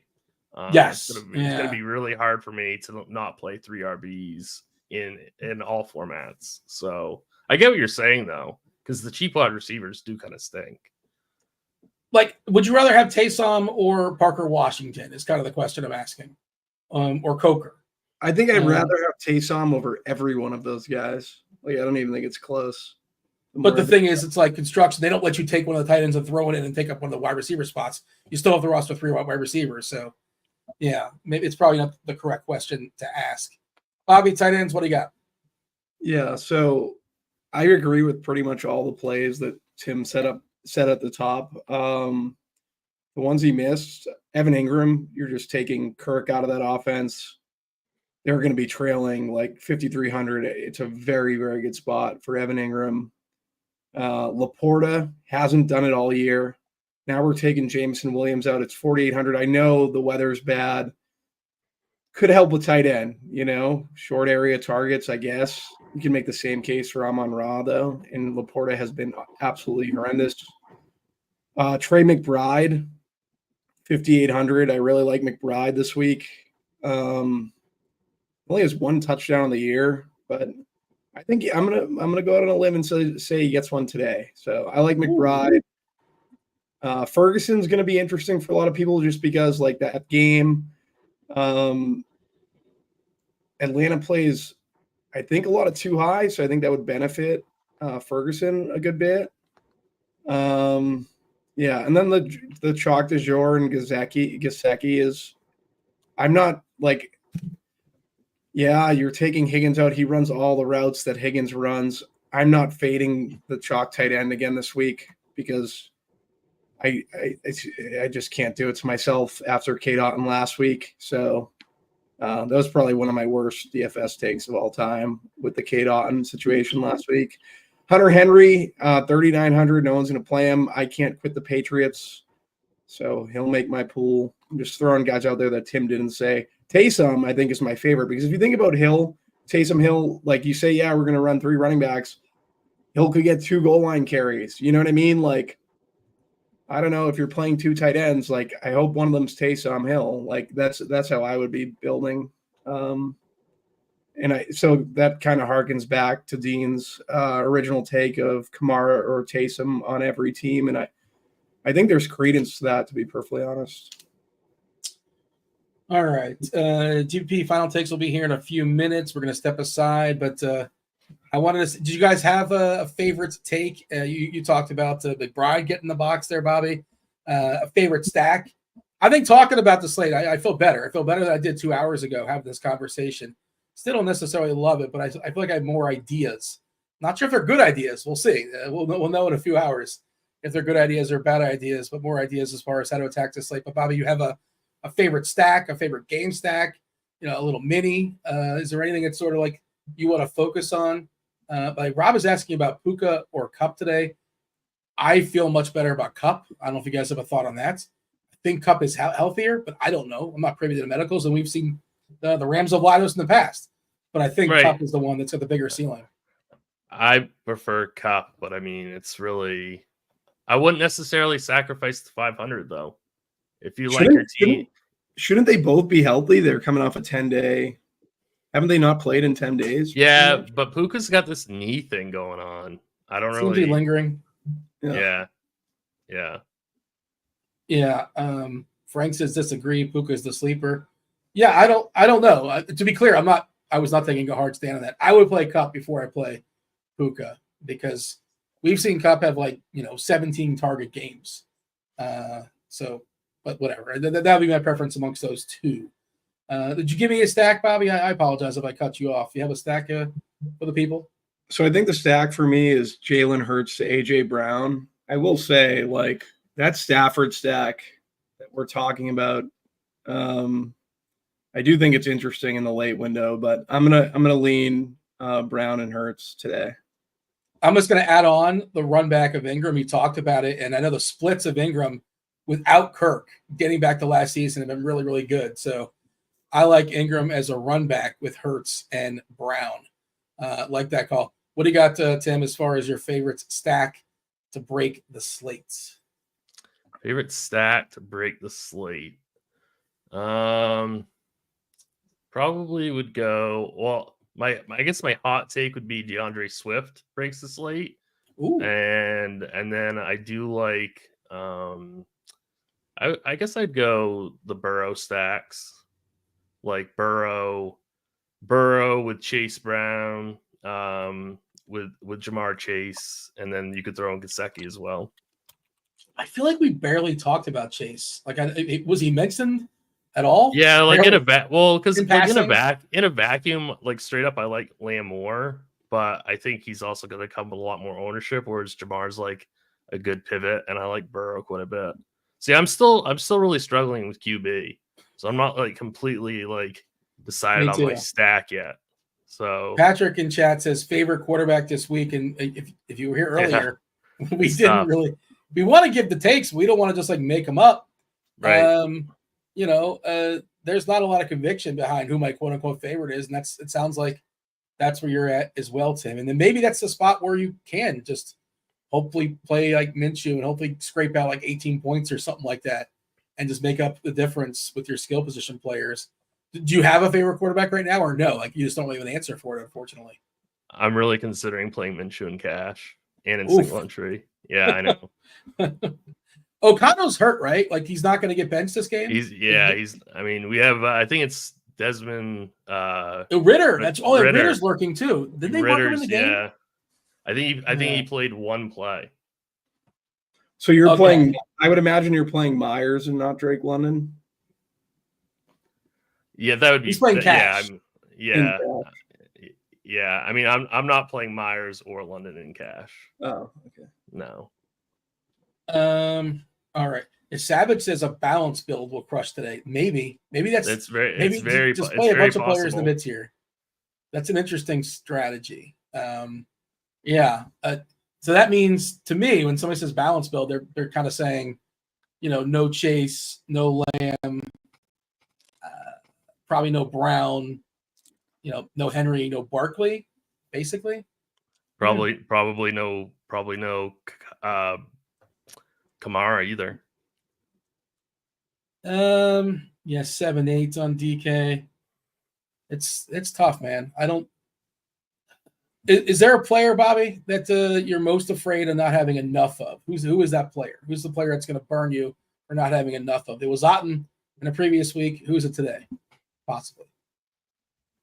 I'm Xing Drake London, so that's my guy too. I'm terrified of not having him. Terrified of it. Yeah, we talked about that in the Pick 6 show with Rebar and Daigle, and like the floor is really, really good for London, but he's only had one game where you're like, man, I really am happy I played London. That one game against Tampa. Otherwise, there's not one game where you needed him. Like sometimes he actually kind of hurts you, and he's not like this breakaway guy per se. But now they're facing Dallas in the Dome, and sure, like the floor is awesome, and absolutely by all means play him in your cash games. But all right, that kind of delves into the conversation coming up with the GPP Final Takes. With that, let's go ahead and seamlessly segue and bring in Beimfohr.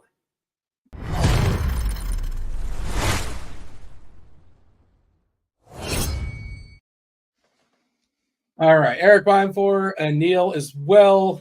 Man, the gross. I don't know how you guys caught the show at all, but Erik, the gross names that we were talking about, just the 3K receivers. TJ kind of teased that you had Parker Washington tagged. We're assuming Gabe Davis is going to sit, right? Not officially out, 4:00 game, but I think he's doubtful.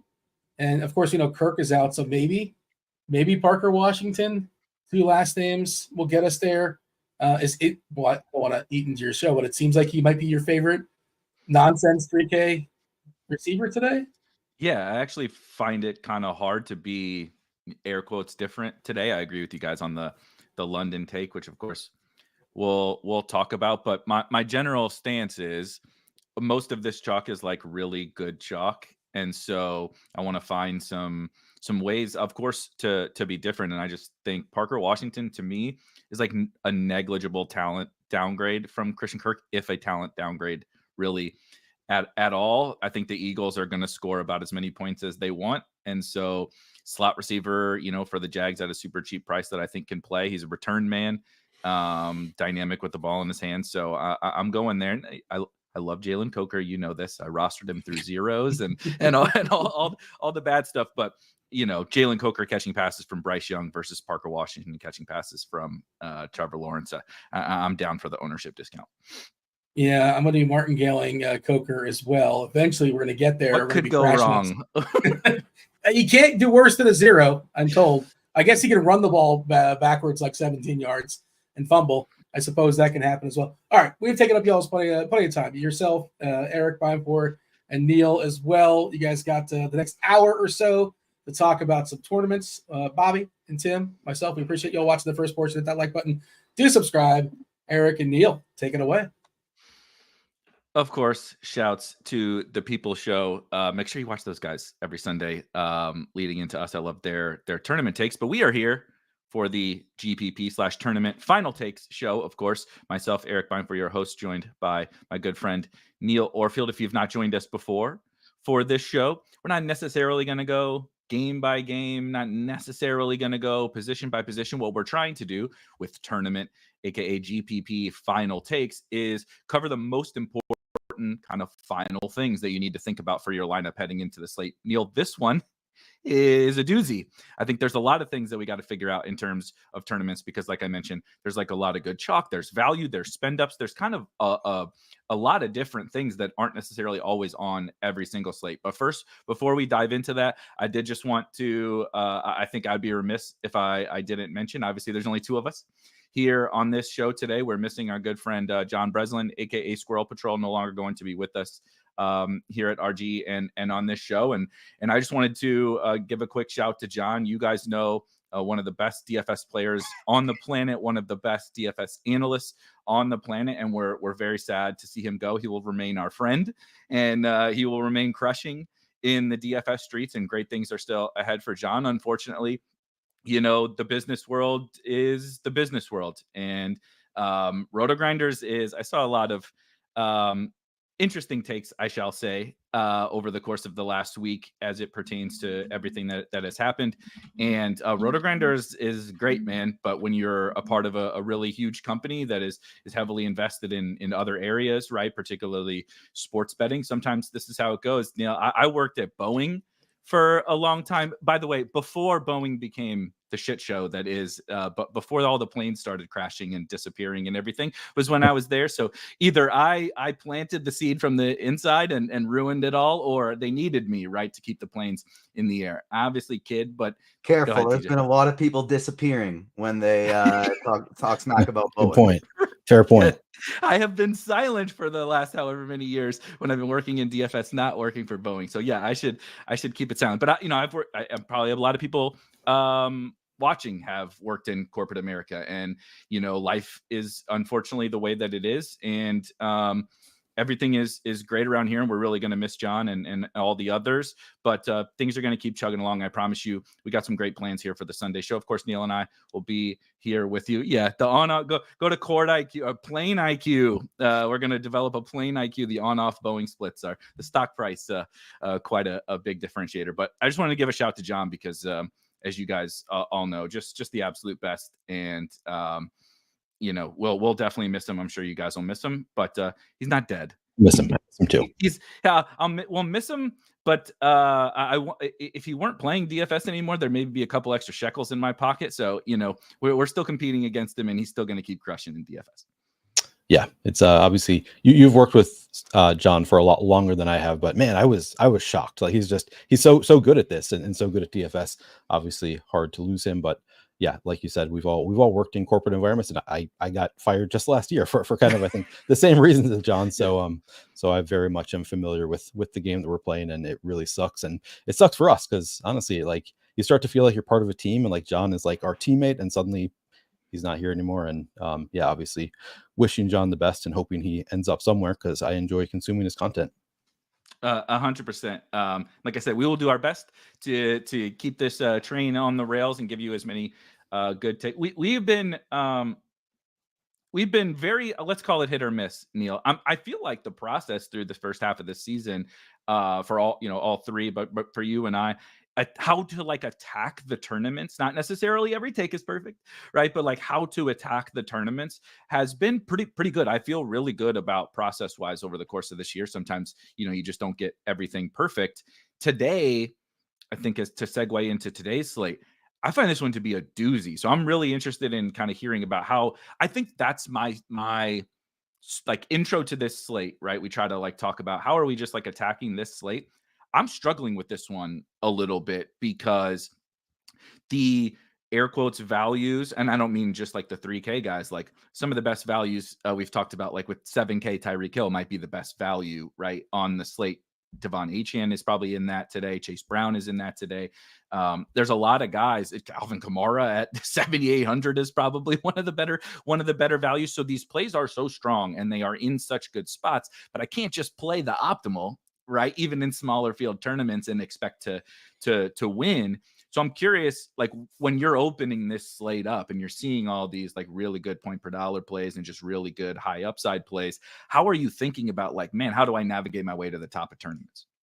I mean, you're exactly right. Like it's a tough slate because there are so many things that I like. There are so many quarterbacks I like. There's so many running backs that I like. So many tight ends. Wide receiver is the one position that I'm like, there's not any like great value that I really like at wide receiver. So that's the one that is a little bit tough for me. And like the plays that I do really like are expensive. So it's tough from that perspective. It's just like an embarrassment of riches at almost every position. So I think it's just a lean into ownership spot where it's like, okay, I mean, if there are 15 running backs that I really like this week and the field really likes 4 of them, I'll probably just play more of the other 11. Like it's just kind of a try to flip what the field is doing, which is easier said than done because I mean, like Chase Brown is so obvious. Like we all love Chase Brown. And I don't want to like say like I'm not playing the chalkiest plays.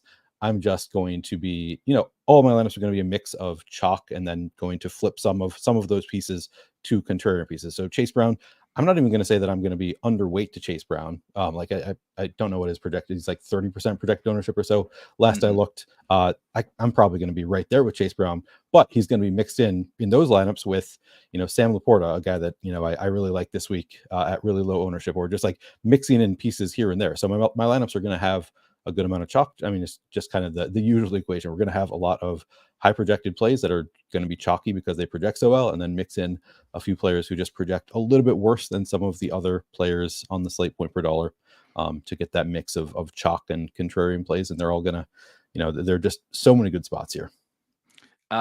I think you mentioned running back, and I think that's probably where we should start because that's I feel like we've said this a couple times this year where there's a bunch of good running back plays, and of course some of the, just the way the NFL has shaken out this year, and with all the wide receiver injuries, I think is playing it maybe even more so than that.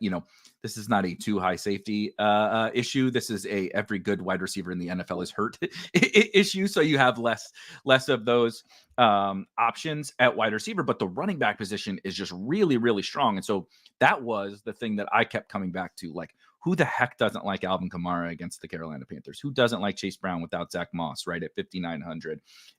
Who doesn't like Achane, right? Tua's back. The Bills, bleed passing, particularly passing points to the running back position, et cetera, et cetera, et cetera. But like Bijan Robinson's facing the Cowboys. That he just scores 25 every week and no one cares. Absolutely no one cares about Bijan. James Cook to me is really interesting on the other side of the Dolphins thing where like, well, the Bills are probably going to win. The Bills are probably going to score more points, but we don't want to play James Cook. So who you mentioned like kind of being at the field on the Chase Browns of the world, but amongst those top few running backs, who would you say you're like a little bit more prioritizing and a little bit more like, this is where I'm going to steal from to get my Bijan and to get my whatever, Saquon, Kyron, whoever, to get my guys? Which guys are you kind of a little bit more confident in and a little bit more, I like them, but I'm going to Robin Hood from them a little bit to give to these other guys? I'd say Chase Brown is at the top of the, like, I'm going to play a lot of Chase Brown. He's the one that I have the most trouble getting away from, I think. Achane is pretty high up there in terms of priorities for me. 6,700 run funnel, Buffalo defense. Everything looks pretty good there. Kenneth Walker, I mean, just his involvement in the passing game lately has been so awesome. And now he gets a pretty nice matchup with the Rams. So he's a bit of a priority for me. The ones that I'm going to have, I'm probably going to get away from the most. I would say Kamara is one of those, and it doesn't feel great. Like you said, how do you argue against a running back against Carolina, especially a running back that gets the volume that Kamara gets? But he is so expensive that he does need to put up a pretty big score. Especially with all of these other running backs looking good here, it would be he's one of the running backs that is easiest to fail, I guess, like point per dollar relative to the rest, because he is 7,800. Also a little bit banged up from what I'm hearing. Like he's not fully healthy. I guess he's got the hand issue, but I don't know. I don't know if we can really think that's going to affect any ribs and hand. Yeah, but his hand has been broken all year, so I don't know if we really need to factor that in. It's sort of tough to know what to make of these little injuries here, because he's going to be playing. I would assume he's going to get a full workload. But there are ways for that to go south, even against Carolina.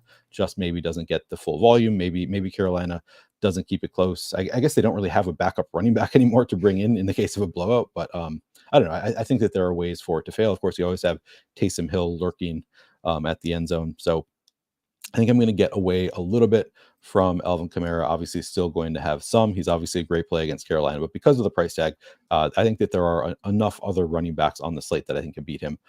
James Conner, the other one that I think I'm going to be staying away from a little bit, as he's getting a little bit chalky, just because of that matchup. Like the Bears are so good. Nobody's really putting up points on the Bears this year. At least not many teams have put up fantasy points on the Bears. So I think it does make it a little bit tough for someone like Kamara, who's he's got a nice role, but he's not extremely involved in the passing game, and he's a little bit chalky. So I think James Conner, someone I'm going to be a little bit light to relative to the field. I don't know.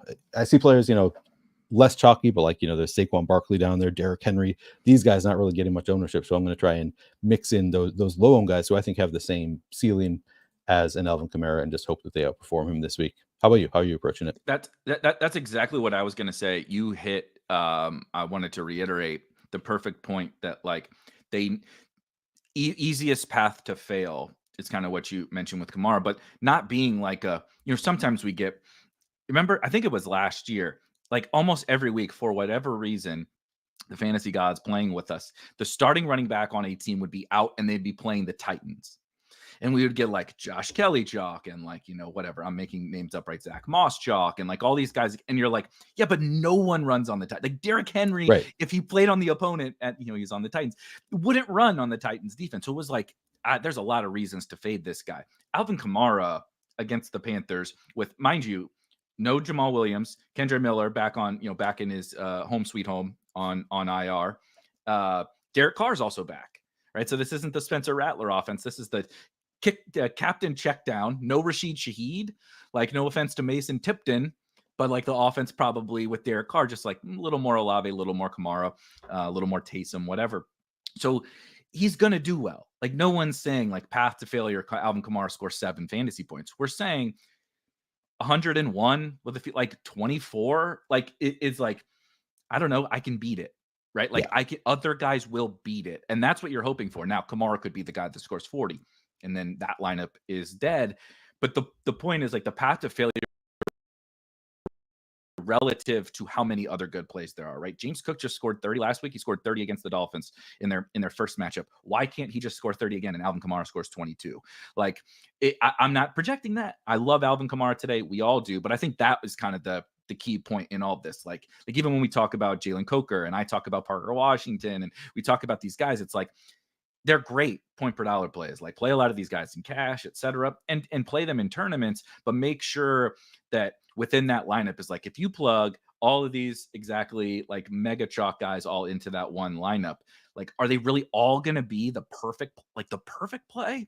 Because they ought to be perfect, because the competition today is very, very tough at all salary levels, all positions. You mentioned this a couple weeks ago that, or maybe even last week, that I loved that in large field tournaments, you play more of the backup running backs than anybody else does. And I just wanted to shout them because I thought it would be fun.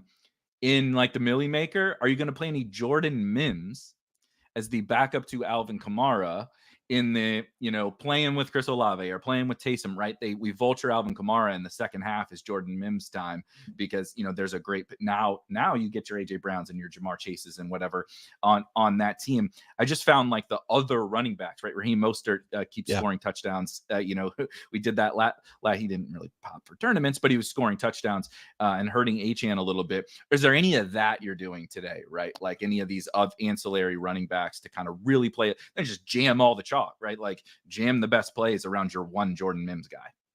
I don't think so.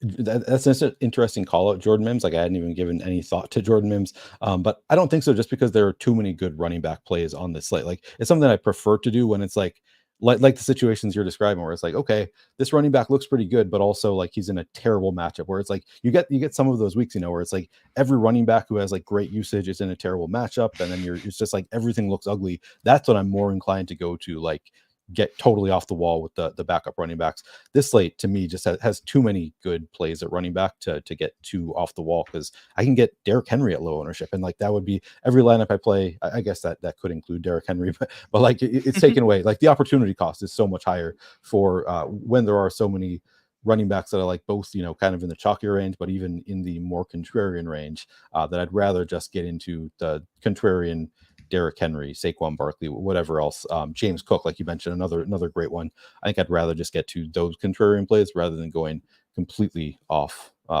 course with the backup running backs this week. I agree. And shout out to the chat. I had FanDuel pulled up in not available. HQ. Jordan Mims is only on FanDuel, and maybe I probably like him a little bit more on FanDuel if I'm being totally honest, than DraftKings. But yeah, so it axe that one. But the premise, right? The premise I thought was interesting because we have these like mega standout running backs. Chase Brown's not going to play every snap. He's going to play most of them. He might. Travion Williams or something is going to be back in our lives, and we're going to be like, why did Travion Williams just catch 6 balls and score a touchdown? Like, it's just how these things go. So let's talk a little bit about some of those other running backs. In chat, post your questions. I've seen some of the questions. I promise you we're going to get to as many of your questions as we can. I just want to hit some of these running backs and stuff first. They may answer some of those questions. So in terms of ownership, now I'm looking at I flipped over to DraftKings. At the running back position, we have 3 guys projecting over 21%, but over 20%. Chase Brown, Alvin Kamara, Devon Achane. I think everybody gets that. We probably don't need to dive too deep into why they're good plays. If you would like to know why they're good plays, feel free to ask. But they all have like just really strong projections, really strong upside. When we start to get into these other guys, so after them comes Ken Walker, Bijan Robinson, Kyren Williams, James Conner, DeAndre Swift, and on down the list. Who are the guys that you are then, right, when we're talking about pulling from Kamara a little bit and pulling from whoever a little bit? Who are you? Who's like next up, right, in your pecking order at running back? Yeah, I mean, Kenneth Walker, we talked about a little bit already. Just love the game environment, love the passing game work. All of that looks pretty good. 7,300. The price is not as high as I feel like it should be. Kyren obviously looks awesome, and he's the next tier down in terms of ownership. So I do like Kyren quite a bit. I like Bijan, as you mentioned, in a great spot.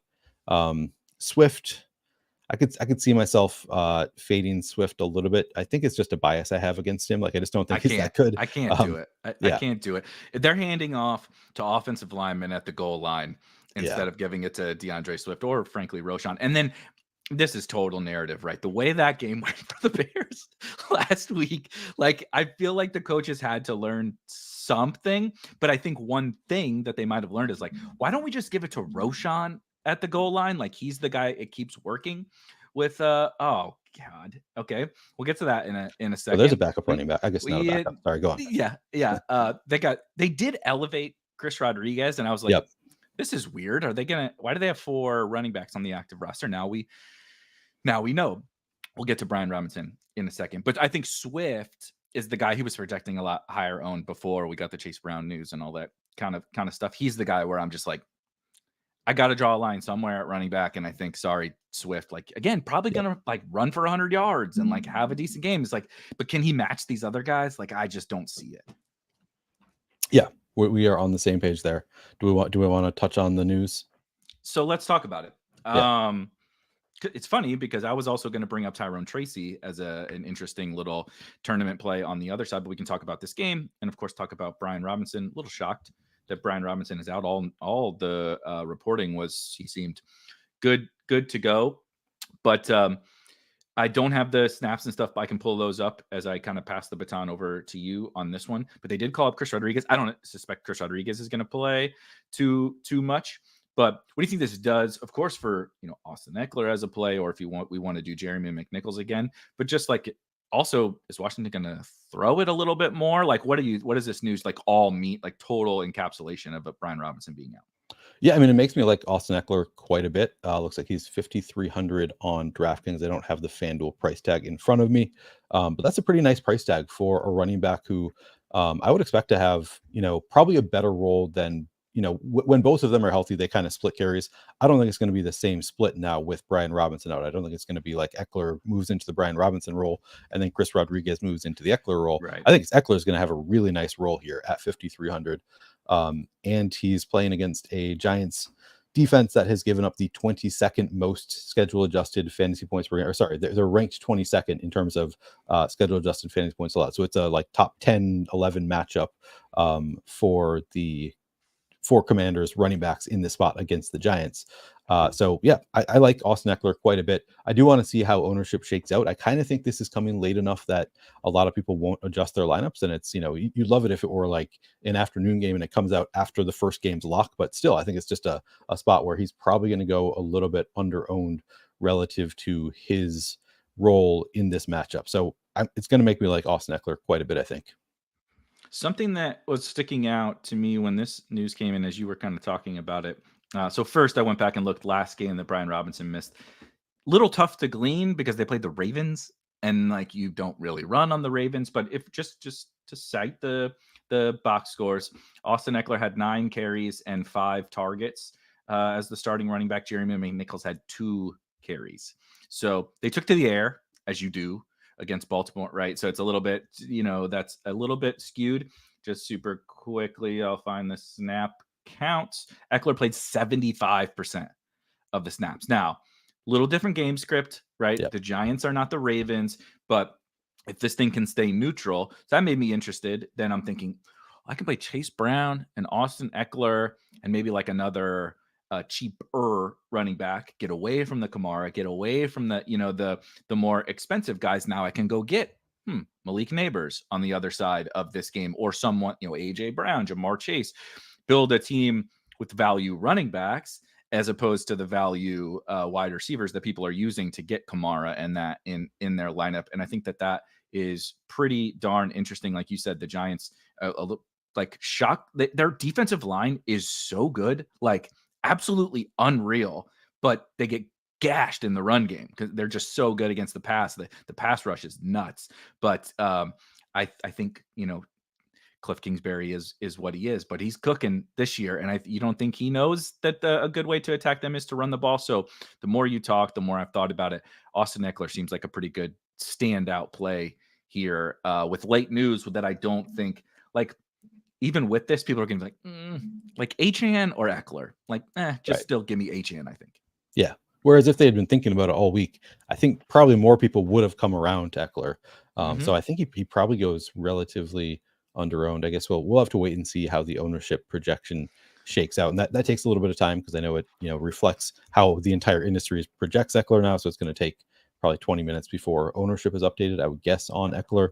But I would imagine it's going to be sub 15%. What do you think it comes in at? I'm just guessing, but I don't think the top 3 guys are budging. I don't think Eckler is changing the ownership projection for those 3 guys. So like Swift goes lower, probably Ken Walker goes lower, right? Bijan goes lower. Yep. But I don't think the top 3 are budging. Maybe affects Tyrone Tracy too. Like he might see a slight dip in ownership because they're kind of the same price range. Mm-hmm. I don't know. That'll be interesting to see. It's funny. I'm gonna like it. The evolution of the season is always so funny, Neil, where this game was like my Super Bowl when they played in week 1 or week 2 or whatever it was. And then you find out, the Giants defense is actually pretty good. And like, the Commanders defense still kind of stinks, but it's gotten a lot better also over the course of the season. I would have been like a month ago, I would have been like Jones, Neighbors, and B-Rob's out. Eckler, like there's 3 guys in my lineup, like really, really easily. And I definitely don't feel that so much, although it has improved. Let's hit some questions before we start to move on to some other there's so many guys to talk about. So let's hit some of the guys that you wanted to talk about. There was one, I apologize if I missed it. It was a good question, so I'm sorry that I'm. Oh, here we go. Oh, I like this one.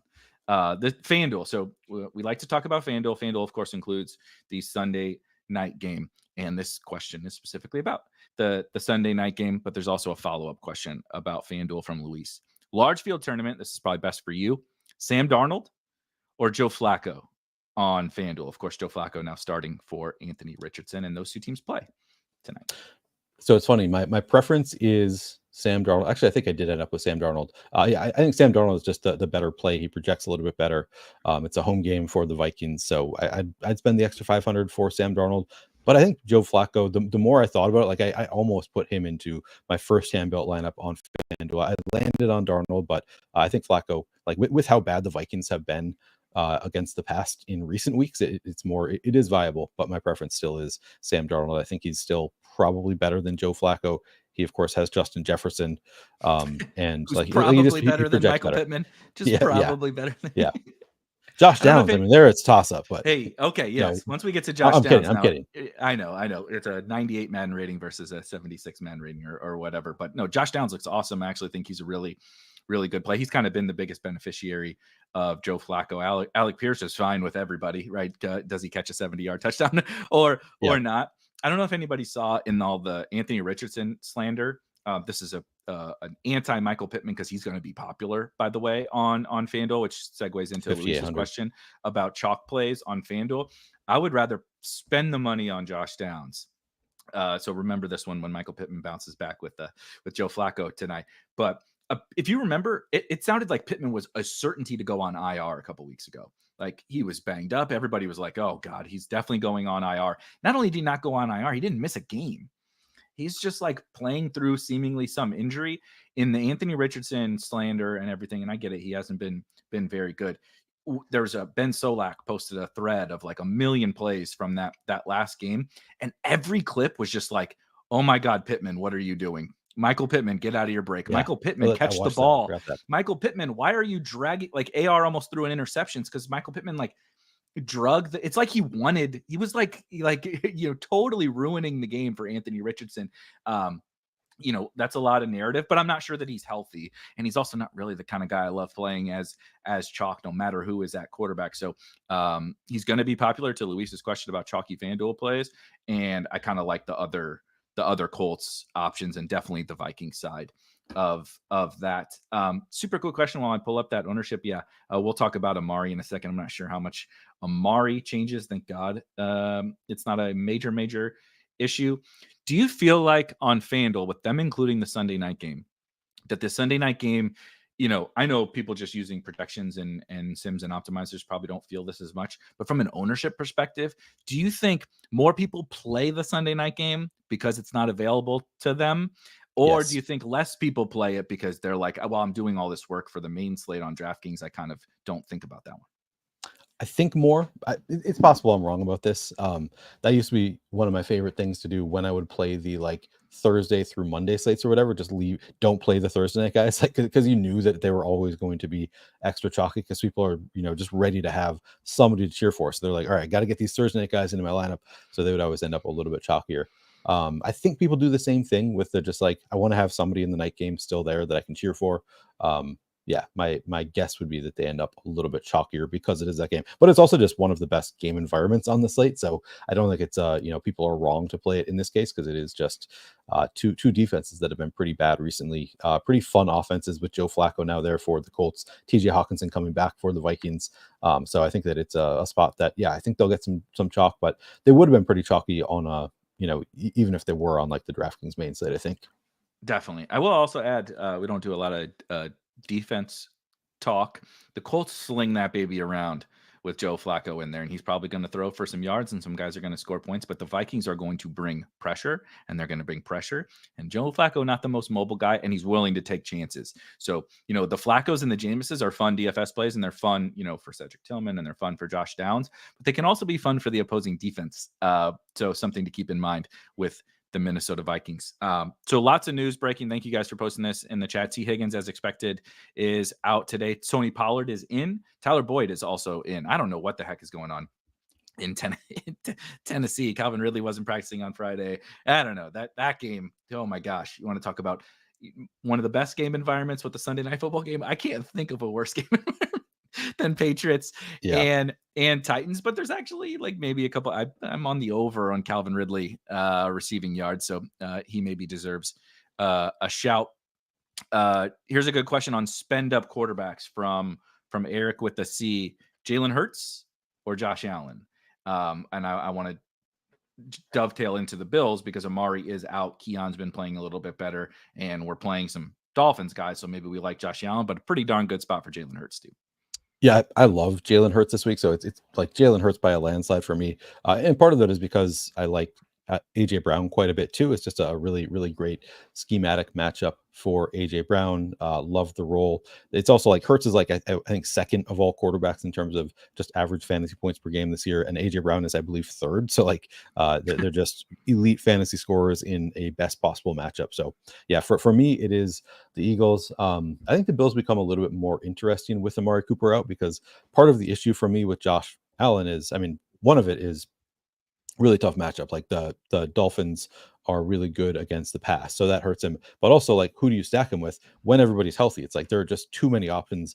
All of them look kind of bad, like almost mediocre, but like none of them look good because there's just too many options, and he spreads the ball around so much. So it helps a little bit, but still just a tougher matchup. So I would go with Hurts there. How about you? I'm very torn, because I think so both of these offenses are just straight wagons, right? Like at full strength, like AJ Brown is playing like the best wide receiver in the NFL right now. He was I'm a little worried that everyone I know, this is like the Jalen Coker. This is like the good version of the Jalen. This is, Jalen Coker was the dollar store, and AJ Brown is, Gucci or whatever, wherever rich people shop. But everybody is like smash spot for AJ Brown, smash spot for AJ Brown.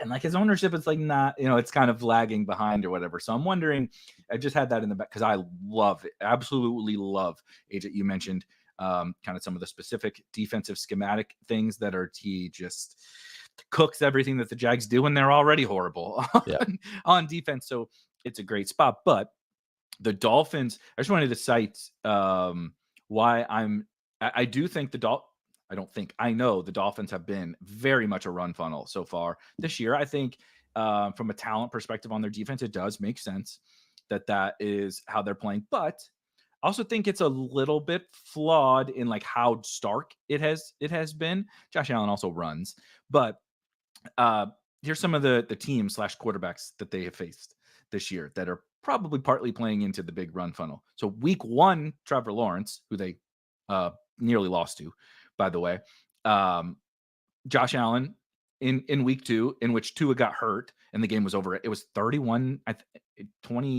halftime or something like that. The game was over at halftime. They went really, really run heavy. I believe Josh Allen had 3 touchdowns in the first half. Seattle, in which they gave up 270 yards to Geno. Then they played Will Levis without Tua. Then they played Jacoby Brissett without Tua.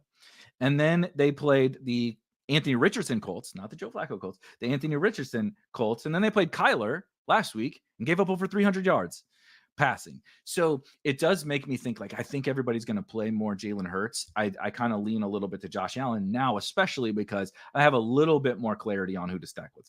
It was still never very clear. They don't have a true alpha, but I think a little bit more emergence of Keon Coleman, and specifically just the way that he, like projects as a really boom bust multi-touchdown type guy, makes him really appealing to me. Like, you can still play AJ Brown, but like maybe do Josh Allen with Keon instead of whatever your Jalen Coker and Jalen Hurts, which is going to be much more popular.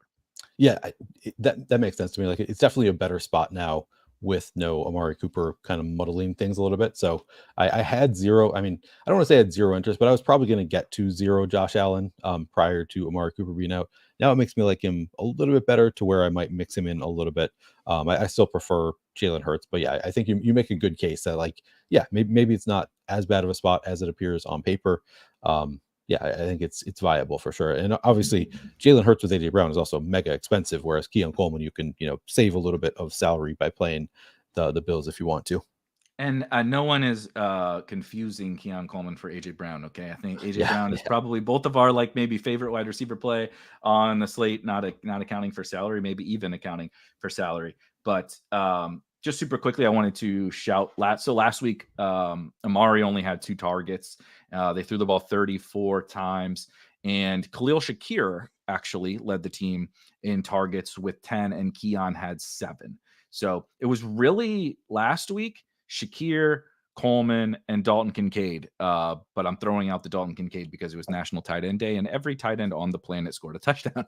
And he knew he was 4,000 on FanDuel. So I do think both Khalil Shakir and Keon Coleman, the pricing on Shakir is not awesome, but like, shoot, man, 30% target share is a 30% target share. And so I think that those guys just are a little bit more in play now than they were earlier today, not to the Eckler levels, but I think I was like not interested, like 0% interested before. And I think they're in play now. Yeah. Same page there. No issue if you want to play them. Still not priorities for me, but yeah, I think they're fine. Do you have a preference? Eric asked in a FanDuel tournament between Keon and Khalil Shakir. Ooh, what are the prices on FanDuel? Let's see. Let me look. Might have this pulled up. Keon is 6K. Okay. And Shakir is 6,100. So the same. Probably Keon. It's honestly pretty close. Like it's really hard to predict week to week who is going to be better. I think Shakir probably like in general going to see more targets, but Coleman, like you said, more of a boom bust play. So I'll go with Coleman for large field tournaments, but no real strong preference. Do you have a stronger preference? I think it's Keon strictly, especially on FanDuel with half PPR. I would project, as I'm sure everyone would project, Khalil Shakir for slightly more targets and slightly more catches. On the season, though, Khalil Shakir has 0 end zone targets. Keon Coleman has 5. So Keon Coleman leads the team in end zone targets. Ty Johnson is tied for second, by the way, with 3 end zone targets. The Bills are crazy. Funny team. Mac Hollins as well with 3 end zone targets. But I think it's one of those that Keon's getting a little bit better, plus his fit as like a touchdown scorer. Like if one of these guys goes 10 for 120, it's Shakir. But if one of them scores 3 touchdowns, it's Keon. And I just like the touchdown upside a little bit more. We did, of course, get that T. Higgins news. We've talked about Chase Brown, but I just wanted to talk about any fallout from you. Mike Gesicki projecting pretty popular for Cincinnati, which I like kind of get and kind of, makes me sick to my stomach. But what about the Bengals without T? Is it just Chase Brown for you? How much Jamar Chase? And are you doing any of these ancillary guys in a pretty good spot against Vegas? Yeah, I mean, I'll definitely have some Jamar Chase. We're getting questions. Wait, it was Jamar Chase or who was the other one who was asking about? Oh no, sorry, it was Burrow or Dak. Never mind. But I like Jamar Chase. The only reason I'm not going super in on Jamar Chase is because we have AJ Brown, we have CeeDee Lamb. Like we have enough other great spend up options that I honestly, it's hard for me to break the tie because I think they're all in really nice spots. But I like Jamar Chase. Obviously, when I'm playing Joe Burrow, I'm probably going to have 100% Jamar Chase in my Joe Burrow stacks. I think he's just if Joe Burrow does well, probably means Jamar Chase is doing well too. So I like Jamar Chase quite a bit, and what is he projected for? Not crazy high ownership. He's not like at the top here. Let me see. Sub 10% ownership. Yeah, I like that. Like it's a nice matchup with the Raiders. Theoretically, they are supposed to be defensive minded, but they have not been very good defensively this year. So yeah, I like Jamar Chase quite a bit. My guess is I'll be over 10% for sure. So I'll be at least over the field there. I'm struggling with Gesicki. Like I think he's a pretty obvious cash game play. Like he's going to be he should be in your cash game lineup. Only 3,100, should have a pretty strong role here. I think he had like 8 targets on 60% route participation last week, if I'm remembering right.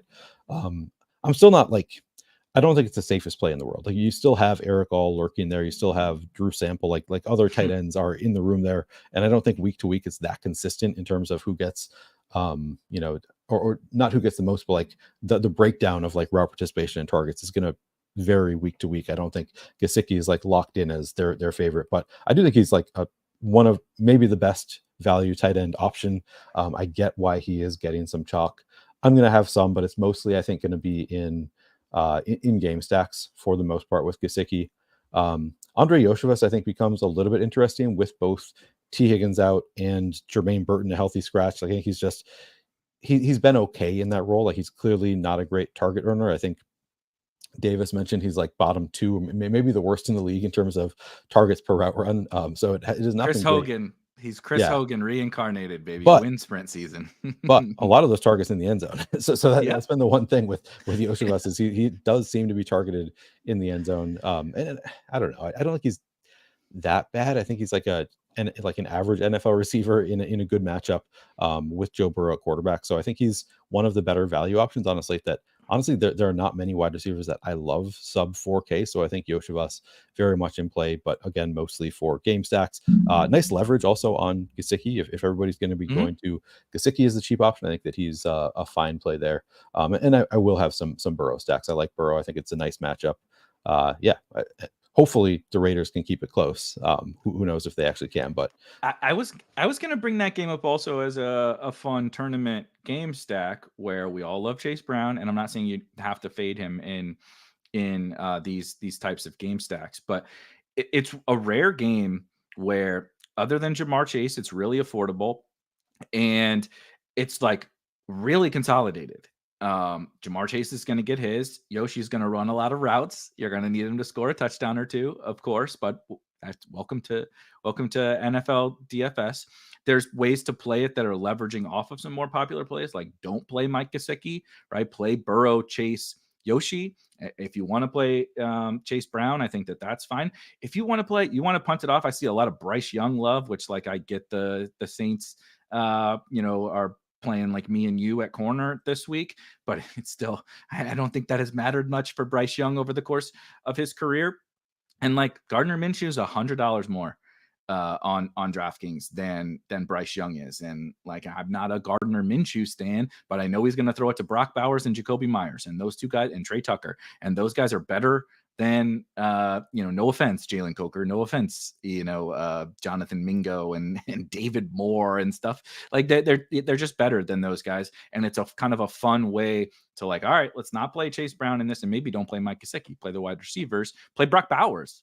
That guy seems fun, right? Like we're talking about all this value, play the guy who's going to probably get double-digit targets in most games at tight end. That game stack kind of stood out to me as like a kind of gross, but when you squint, you're like, a couple home runs from Jamar Chase and we're off and cooking with a game stack here. Yeah, I unfortunately the first lineup that I hand built this week was a Gardner Minshew stack. Like it is gross. People, it's a fun week. When you're talking about Gardner Minshew versus Bryce Young versus Mason Rudolph, it is a conversation that we're all having this week. I mean that feels really good. But I do fall on the Gardner Minshew side. He showed some upside. Like I think he's just a really boom bust. I don't think he's a great quarterback, but I could see him getting up for this game. Like it could be a competitive game. So I think that he's at least fun. The Bengals are for what it's worth. It looks like they are favored by 7.5 right now. So there is kind of a large spread here, but I think I could see Gardner Minshew just rising for this game. He's cheap. He has the Bengals defense is pretty bad, so it's a nice spot there. And he had a couple games over 20 fantasy points. I think he put up 28 once last year, which I don't know. Has Bryce Young maybe had a game or two where he did spike that kind of upside, but it just. I don't know. I think he's a little bit likelier to hit an upside than Bryce Young is. But the more I talk to sharp people like that, I've talked to a lot of sharp people who are really in on Bryce Young this week. And like, obviously everybody understands it's gross, doesn't feel good. But I do know some sharp people are on it. So for me, it comes Minshew is my favorite, but I don't feel super strongly about it. Do you have a favorite of those three? Minshew. Yeah, it's Minshew. I'll wave the white flag. We'll come back next week and I'll happily say like, yep, you guys are smarter than me with Bryce Young. But like, this isn't just like Bryce is bad. It is Bryce is bad. He's very bad. Yeah.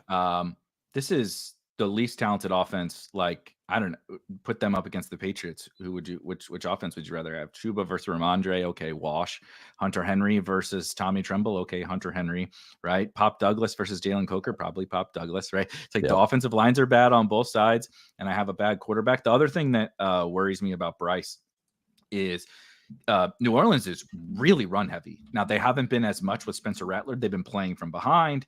They've had injury issues. The game script hasn't gone how they would have wanted. But if you recall, they played the Eagles in week 2 or week 3 or whatever it was. They threw like 15 passes they want to run the ball. And I think that's what they're going to do today is line up and try and run the ball. And so like if they're effective, which it's the Panthers defense, I imagine that they will be. How many snaps is Bryce Young getting? So you're going to get like, very little time of possession with Bryce Young already, and he's probably not going to sustain a whole bunch of drives. Not saying Minshew will either, but like if people are going to do the Bryce thing, just give me the Minshew thing. On the other side, as you mentioned, the Bengals defense, not very good either. To Amari trade, but Amari just got traded, so I don't think Amari is getting traded from the Buffalo Bills. That would be wild. I don't even know if you're allowed to trade a guy that quickly, but that would be pretty funny. Let's talk about some of these other quarterbacks, though. We're down in the cheapy range, and this is my sweet spot. I despise spending up at quarterback. Okay, to my detriment. Like the slate will give you the build where you're like, just play Jalen Hurts, dude, and I'm like, nope, Gardner Minshew, right? You got to play Gardner Minshew. But I really like finding builds that like I can get AJ Brown, I can get Jamar Chase, I can get some of that stuff, and like if I get 20 plus from my quarterback, like I'm good. We mentioned those really cheap guys, but what about there's a whole bunch of other options in the 5K range on DraftKings. We mentioned Daniel Jones earlier. People are talking about Bo Nix. I'm forgetting some Trevor Lawrence on the opposite side of that Eagles game. Derek Carr, right? We're excited about the Saints. There's Derek Carr, Jameis again, right? Are we going back to Jameis? There's a lot. Justin Herbert in that game. There's a lot of these quarterbacks that's what's keeping me from like really just focusing in on Hurts and Allen. Yeah, I think that you're right that there are a number of good quarterbacks. Daniel Jones at 5,200. Washington, like you said, has been better recently defensively. So I think they've kind of figured it out. So it's not like a smash spot for Daniel Jones, but he projects pretty well for 5,200. Jameis, still interesting. 7% ownership, I still think seems pretty reasonable to get there. He's just such a boom bust type player. So I like Jameis a bit. I feel like I'm living mostly in the really cheap and really expensive range. Just looking through the quarterbacks here. Like to me, it's like the 6K, like Dak and Kirk Cousins are the quarterbacks that I like start to have real interest in. Then it's like Joe Burrow, Jordan Love. So so you and I are playing it differently. It sounds like I am more inclined to go to the expensive quarterbacks or just pay all the way down for Minshew is kind of the range that I'm living in here. Who are you prioritizing of those 5K range guys?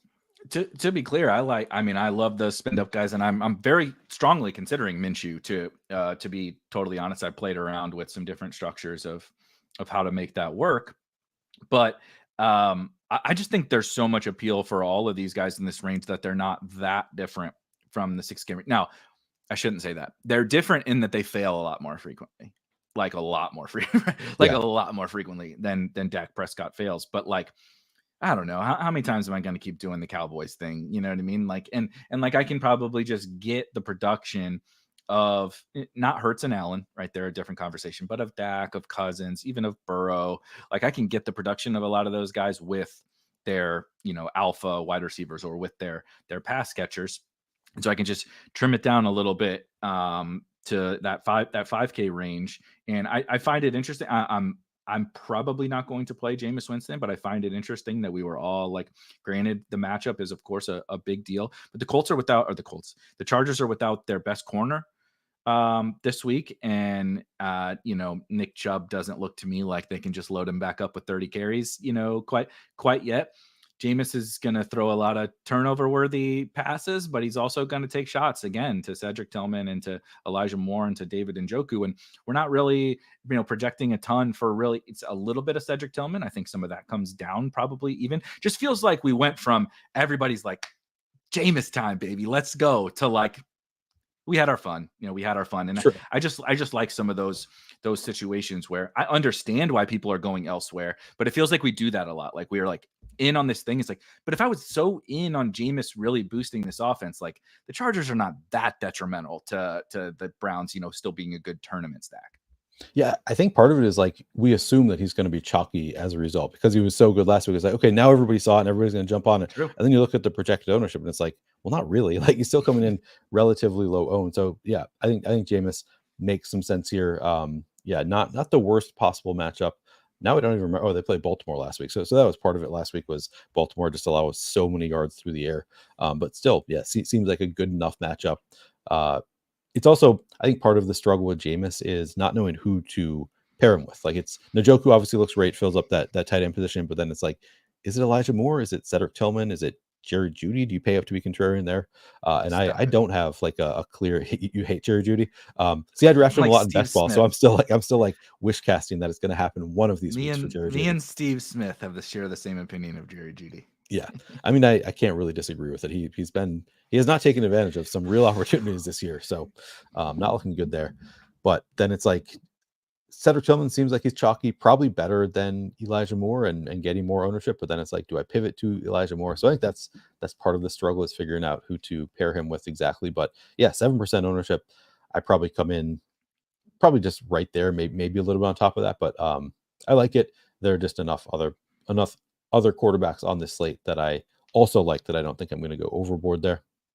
I do like Cedric Tillman probably a bit more than you do. Maybe I am very much box score watching, but it's very much Parker Washington-esque to me, where I thought that this guy was like a competent, not just potentially competent NFL starter, like an intriguing, like upside bet in years, but just like lurking in the, they weren't going to play him over Amari. They're not going to play him over Jerry Jeudy. And during the summer, there was some talk about like Elijah was the odd man out in this wide receiver room, and they were going to move Jeudy into the slot, which I thought was going to be pretty good for your Jeudy bags. Like put Jeudy in the slot, stop making him play out wide. That of course didn't happen. Now we're seeing it happen. He's also like, man, you're talking about Jameis slinging that thing. We've seen it the last 2 weeks. Tillman is the perfect guy for that. He's this huge body, downfield flyer type wide receiver who, like last week, can score a couple long touchdowns and really win you tournaments. And I just don't think the price reflects necessarily his just like role, talent, kind of everything all together. So I'm buying Cedric Tillman. Again, I don't know if I'll play him, but I think he's interesting as a one-off, and he's interesting as stacked with Jameis. On the flip side, Charlie's asking about Justin Herbert in this game. The Browns also have been a little bit susceptible to the pass game, but I have not checked if Denzel Ward is back. I need to check that here in a second. He's been a pretty big deal for their pass defense, but Justin Herbert's been throwing it a little bit more, and his buddy Ladd McConkey popped a couple of long ones last week for a major breakout game. So we kind of have some somewhat clear and obvious stacking partners, right? The Browns are a little bit difficult to choose, but Ladd has kind of emerged as the wide receiver one. What about Herbert, Chargers, like anything in that game loading up on, maybe that one scoring a little bit more points than we expected? I don't think so. So Denzel Ward looks like cleared concussion protocol and is ready to go this week. So it looks like he's playing. Yeah, I don't think I'm playing. I mean, Ladd is a one-off. I would say I'll play some Ladd as a one-off. I don't think I'm getting to any Justin Herbert. They're also like Hayden Hurst is returning. They have, oh God, I keep on forgetting the name of their Quentin Johnston is returning. So it's like a little bit muddled there. Not the best spot. I know they've been passing a little bit better, but a little bit more, but I still think that they're a run first minded team. I don't think that they're just going to continue to be passing at the rate that they have. Not a great matchup with the Browns. So I don't think I'm going to get there with Justin Herbert.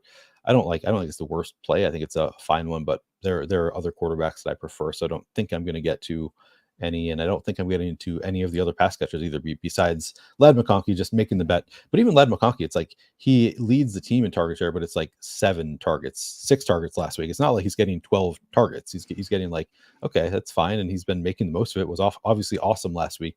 But yeah, I think it's just Ladd as a one-off for me in some lineups. How about you? That's my problem. I love Ladd as the player. I'm excited for his career. Like, he's definitely the guy on the Chargers if I were to play one. But again, Cedric Tillman on the other side, Elijah Moore on the other side, pay up to be contrarian with Jerry Jeudy on the other side. Like, I don't know, why are they much worse plays, than Ladd? It feels like Ladd is just the like kind of cozy. I know what I'm gonna get from him, not the like I'm gonna he's going to win me all the money. It feels like Steelers, Deontay Johnson type, where it's like, he's not going to like ruin this lineup for me. It's just, he may kind of be a silent killer, right? Because to the Kamara, like other guys are going to score more points in almost every week than Lab, unless he, there's a great play, but the 60-yard touchdown or whatever that he had is like, that's not going to happen every single week. Like it was a pretty fluky long touchdown. So there's an interesting one. This parlays two questions that have been in the chat. The first part was someone, I apologize. I'm not scrolling back to go find it. Talked about how Baltimore is, just every week, but this week as well, projected to score a ton of points. And we're pretty confident, even against a good Broncos defense, they're going to score points, but no one is playing them. We did get reports Deontay Johnson is not really ready, but they're going to try to get him 10 or 15 snaps or something like that. So I'm Authentic asked, Lad or Zay Flowers on the Ravens side? And then is there anything you're doing with those Ravens? Because it's one of those, like, they're going to score points, but none of them are the best plays on the slate. Yeah, I'm not doing much with, like, I don't think I'm going to get too much Lamar. I think he's like cash viable, but I don't think I'm going to get there a ton because I'm a big proponent of always stacking my quarterback. And it is tough for me to know who I want to get there. Like Zay Flowers is the one that I would probably just stack him with if I do play Lamar. But Zay Flowers doesn't project very well point per dollar. I think Deontay Johnson kind of muddles things just a little bit there. So yeah, I don't think I'm going to get there to Lamar, at least in any kind of any kind of quantity. I might get there like one or two lineups here or there, but certainly not a priority for me. And I don't think I'm going to, like, you could go to Bateman as a one-off, I guess, is like theoretically in play, but I don't think I'm going to get there.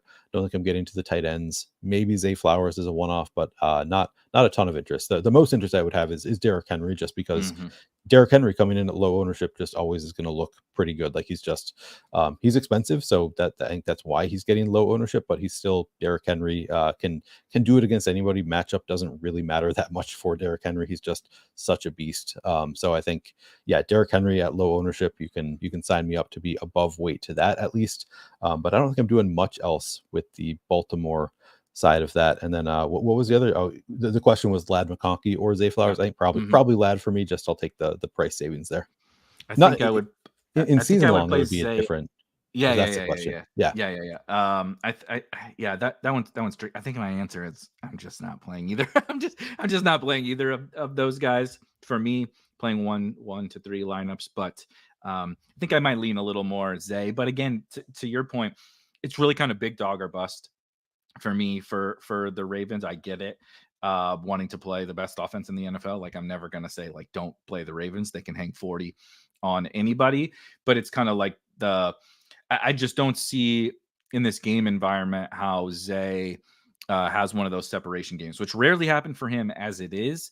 But then, they'll really take the foot off. They're very Eagles-esque. They'll really take the foot off the gas in the second half and just load Derrick Henry up if, the Broncos aren't competing. And I know Bo Nix had a good game last week, and I know some people are chasing the Bo Nix explosion heading into the team who gives up all the passing yards. Yeah, I get it, and I would get it, Neil, if you're going to tell me that you're playing him too. But Ravens defense, is still not like the worst defense in the NFL against a rookie on a bad offense.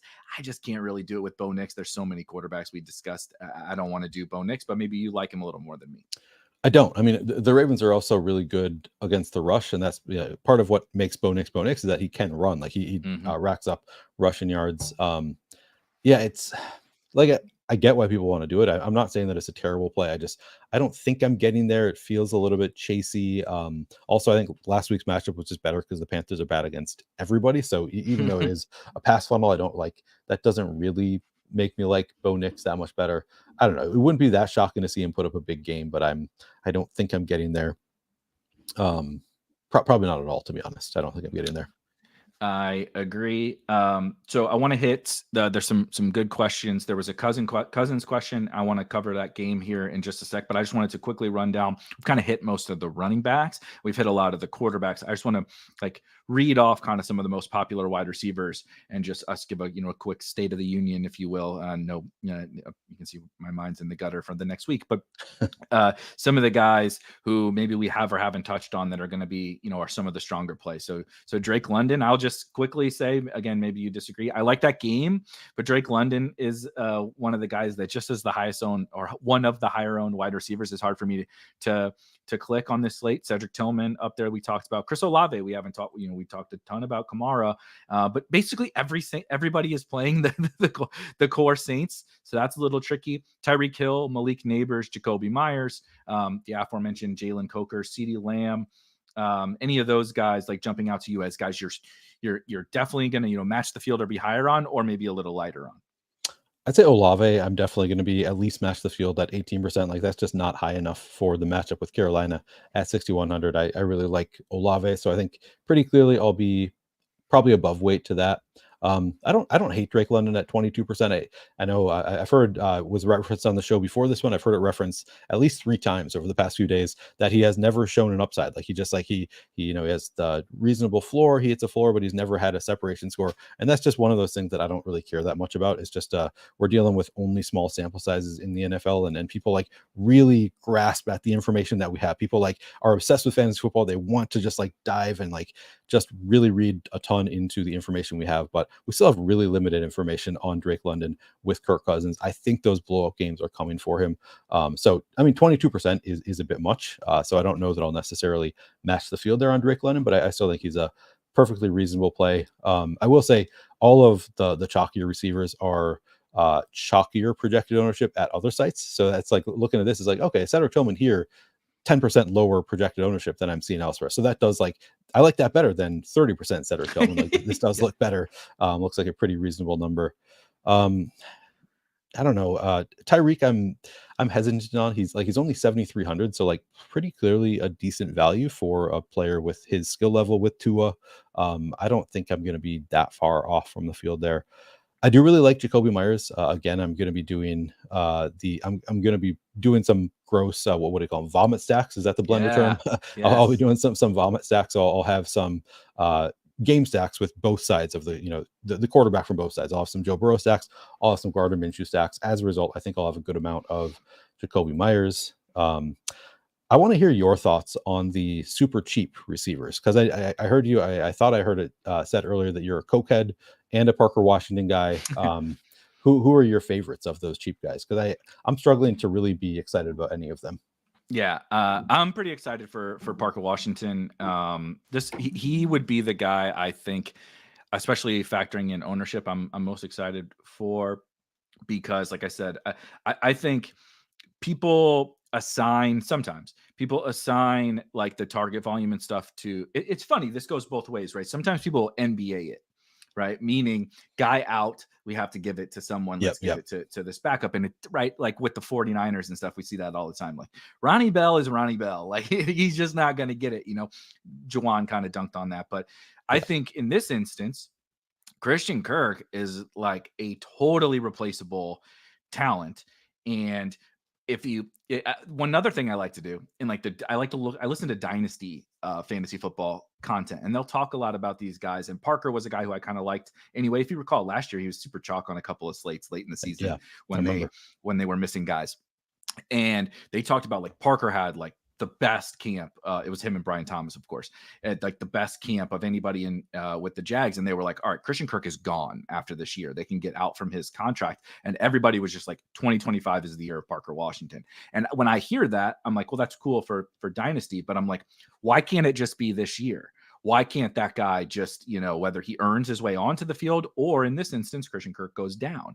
I think it's legitimately possible Parker Washington is just better than Christian Kirk. And I think the chance that he's the same as Christian Kirk. And if we had Christian Kirk at $3,600 on this slate, everybody'd be like, oh, well, we can't play Jalen Coker. It's Christian Kirk at 3,600, right? And I think it's like just about a 1-for-1 replacement. Gabe Looks like he's not going to play. I don't even know who the third, Tim Jones or something, is going to play the third wide receiver. It's going to be really consolidated to Brian Thomas, Evan Ingram, and Parker Washington. And we both love the Eagles to score a bunch of points today.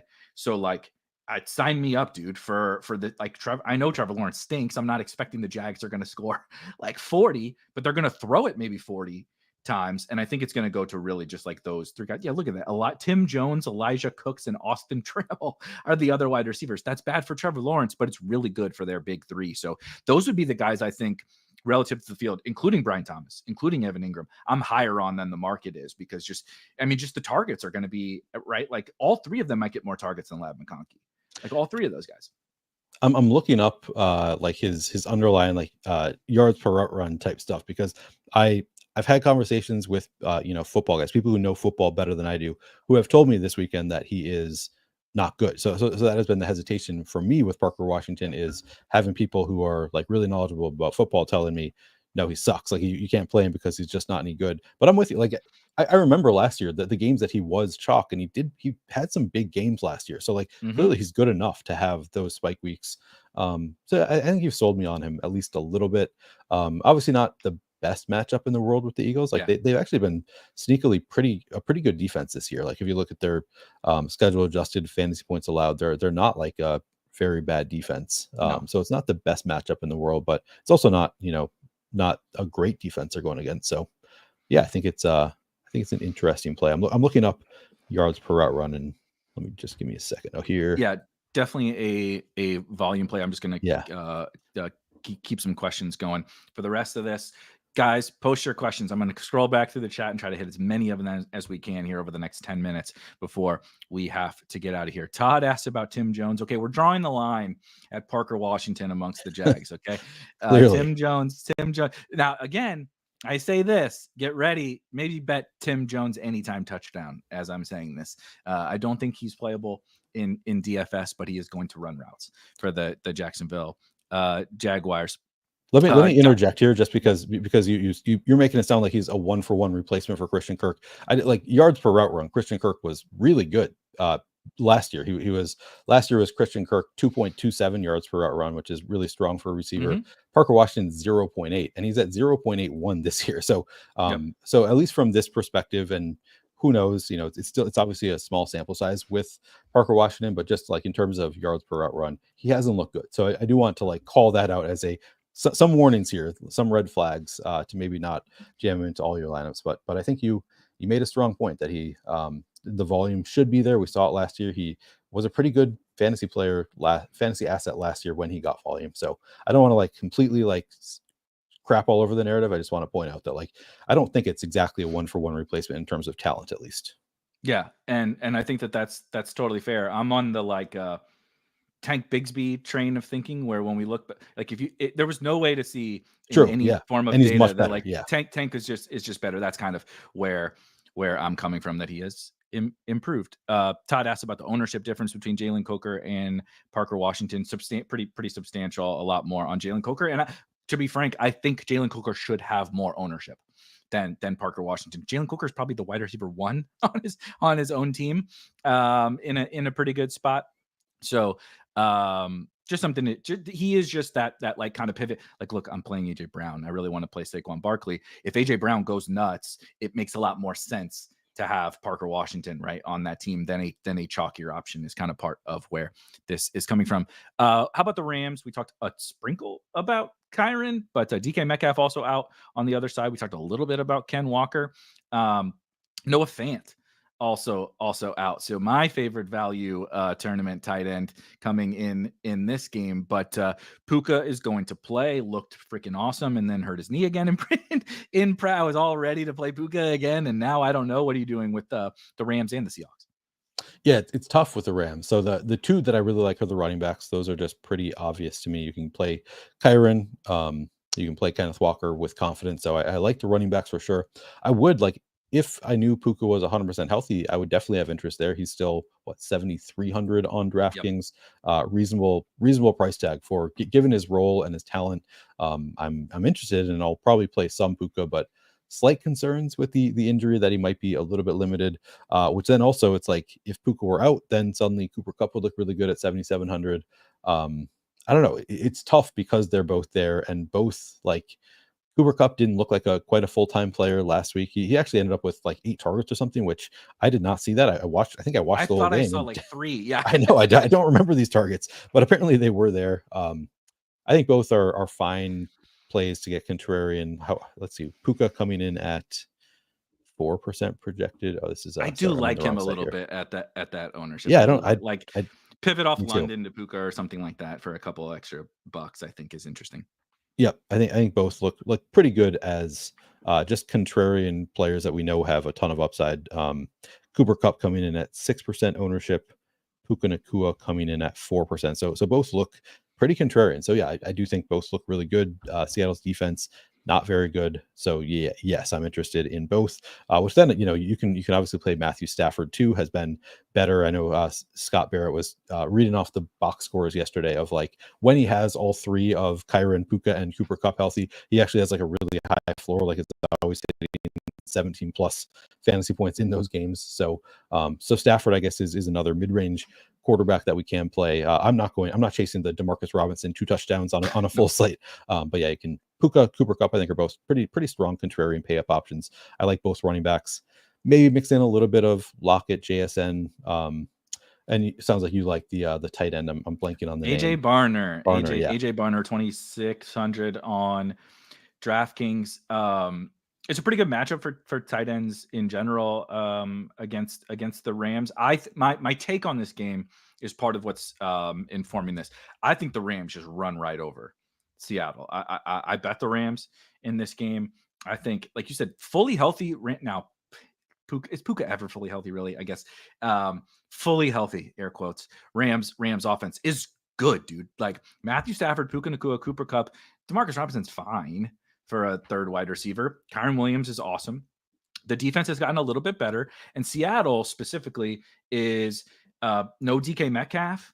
The defense is just an abomination, and McVay. Like, there's just no chance Kyren is bad today. Is he? Yeah. Does he win tournaments? No, not necessarily. But I just don't see how Sean McVay doesn't cook up some points here today. I don't know necessarily who they're going to come from. And so on the flip side, then Ken Walker actually is a guy we can play in passing scripts now. My mind hasn't really come around to that. But then AJ Barner on the flip side is Noah Fant often will get those like 7, 8, 9 targets in these game scripts because Seattle will go crazy pass heavy. But Geno doesn't like to push the ball down the field, especially not without DK Metcalf. So you just get like these spam tight end targets. And I think AJ Barner is like just totally fine again, right? It's like when Ferg was out and Schoonmaker, got into a negative game script and caught like 7 balls or whatever. It's not going to be pretty, but like catch 6 balls, in a negative game script, like for 2,600, sign me up for that. So he's my favorite, like total punt tight end. I think who we didn't talk about that I just want to touch. Are you playing Taysom? I'll probably play a little bit of Taysom. He's one I did a full slate breakdown and didn't even write him up. And then I talked to enough people where it's like, yeah, I guess it's so hard to project him, but also like he's probably going to have some role with both Kendry Miller and Jamal Williams out. It's like, yeah, he's probably going to vulture a touchdown or some BS like that. So against the Panthers, yeah, I'll probably play a little bit of Taysom, but it's going to be like 5%, not like a ton.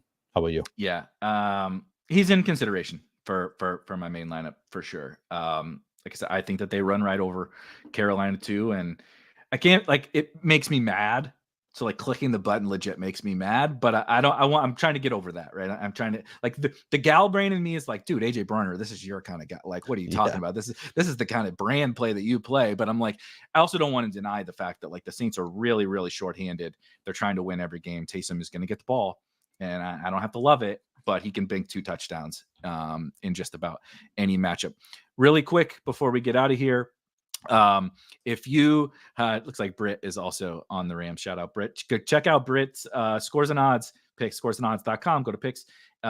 Brit posts a ton of awesome NFL stuff. He'll have stuff out tonight for next week, but certainly tomorrow. He's getting out ahead of all the stuff over at Scores and Odds, and you got to follow all of his picks. I know I do. A lot of questions. I apologize for not getting to all of them. We were a little bit all over the place, but this slate is all over the place. Yeah. So there's a lot to get into. The folks coming up here after us will get you all set up with any of your final questions that we did not cover. But what we have to do is flag plant at the end of this show. I don't know if I'm supposed to take over this lineup entering or something. Nobody told me anything, but I'll put something together with Neil and I's takes. But first, we got to give what is winning tournaments today. It can be a stack, can be a player, can be whatever. What is your flag plant that's going to win the Millie Maker today? All right. This is not my flag plant, but I do need to mention Sam Laporta. I mentioned him briefly before. Okay. I'm super excited about him in some ways because I love the role without Jameson Williams, and I love the matchup with the Packers. But I'm looking up, my weatherman puts out a report. His name is Kevin Roth, and it looks like it's bad weather there in Green Bay. Real bad. Today. So that's the one thing that I'm like, man, I really want to flag plant Sam Laporta. The weather does concern me enough that I don't think I can quite do it with Laporta. I'm gonna. We talk so much about like these cheap vomit stacks, and I'm going to flag plant one. I'm going to go with Gardner Minshew with double stack with Jacoby Myers and Brock Bowers. Good to do a flag plant that could legitimately put up like 12 total fantasy points for a double stack, but I love the volatility of that vomit stack. So I'm going to call it Gardner Minshew double stack. I love it. I'm totally in on this Gardner Minshew thing. It was also this. We're screwed, by the way. We don't for sure. People are going to play this clip and they're going to be like, look at these fucking idiots. We don't have our third amigo to lead us down a sane path. And both of us with our, like Tuesday, I put together a dummy, every single week. And I was like, Gardner Minshew's 4,500, Jacoby Myers 53. We're building the same team. Yeah. And so that's never going to go well, but I'm adding a little secondary correlation, as we might call it, to this game stack. That is one AJ Brown with my guy Parker Washington on the other side. So there's your kind of game stack with the secondary correlation. I just think that similar, like that's my stance on this slate is I'm feel very convicted about a couple of different offenses just scoring a bunch of points. And so I don't really want to gravitate to some of these other offenses that like they could be fine plays, the Lad McConkeys of the world, but like the Saints are going to score a ton, dude. And the Eagles are going to score a ton and the Rams are going to score a ton. And I'm like, just play the teams that are going to score 35, 40 points. It's a whole lot easier on you in tournaments. And so I think AJ Brown is currently playing like the best wide receiver in the NFL in probably the best possible matchup for AJ Brown today. If the Jags can push back at all, we can get that 40-point AJ Brown game that we've been seeking all season. And I think when that happens, I get my guy Parker Washington showing everybody that Christian Kirk is a fraud and Parker Washington is good. But we got to bring in the crunch time folks to lead us down a saner path away from Gardner Minshew and Parker Washington.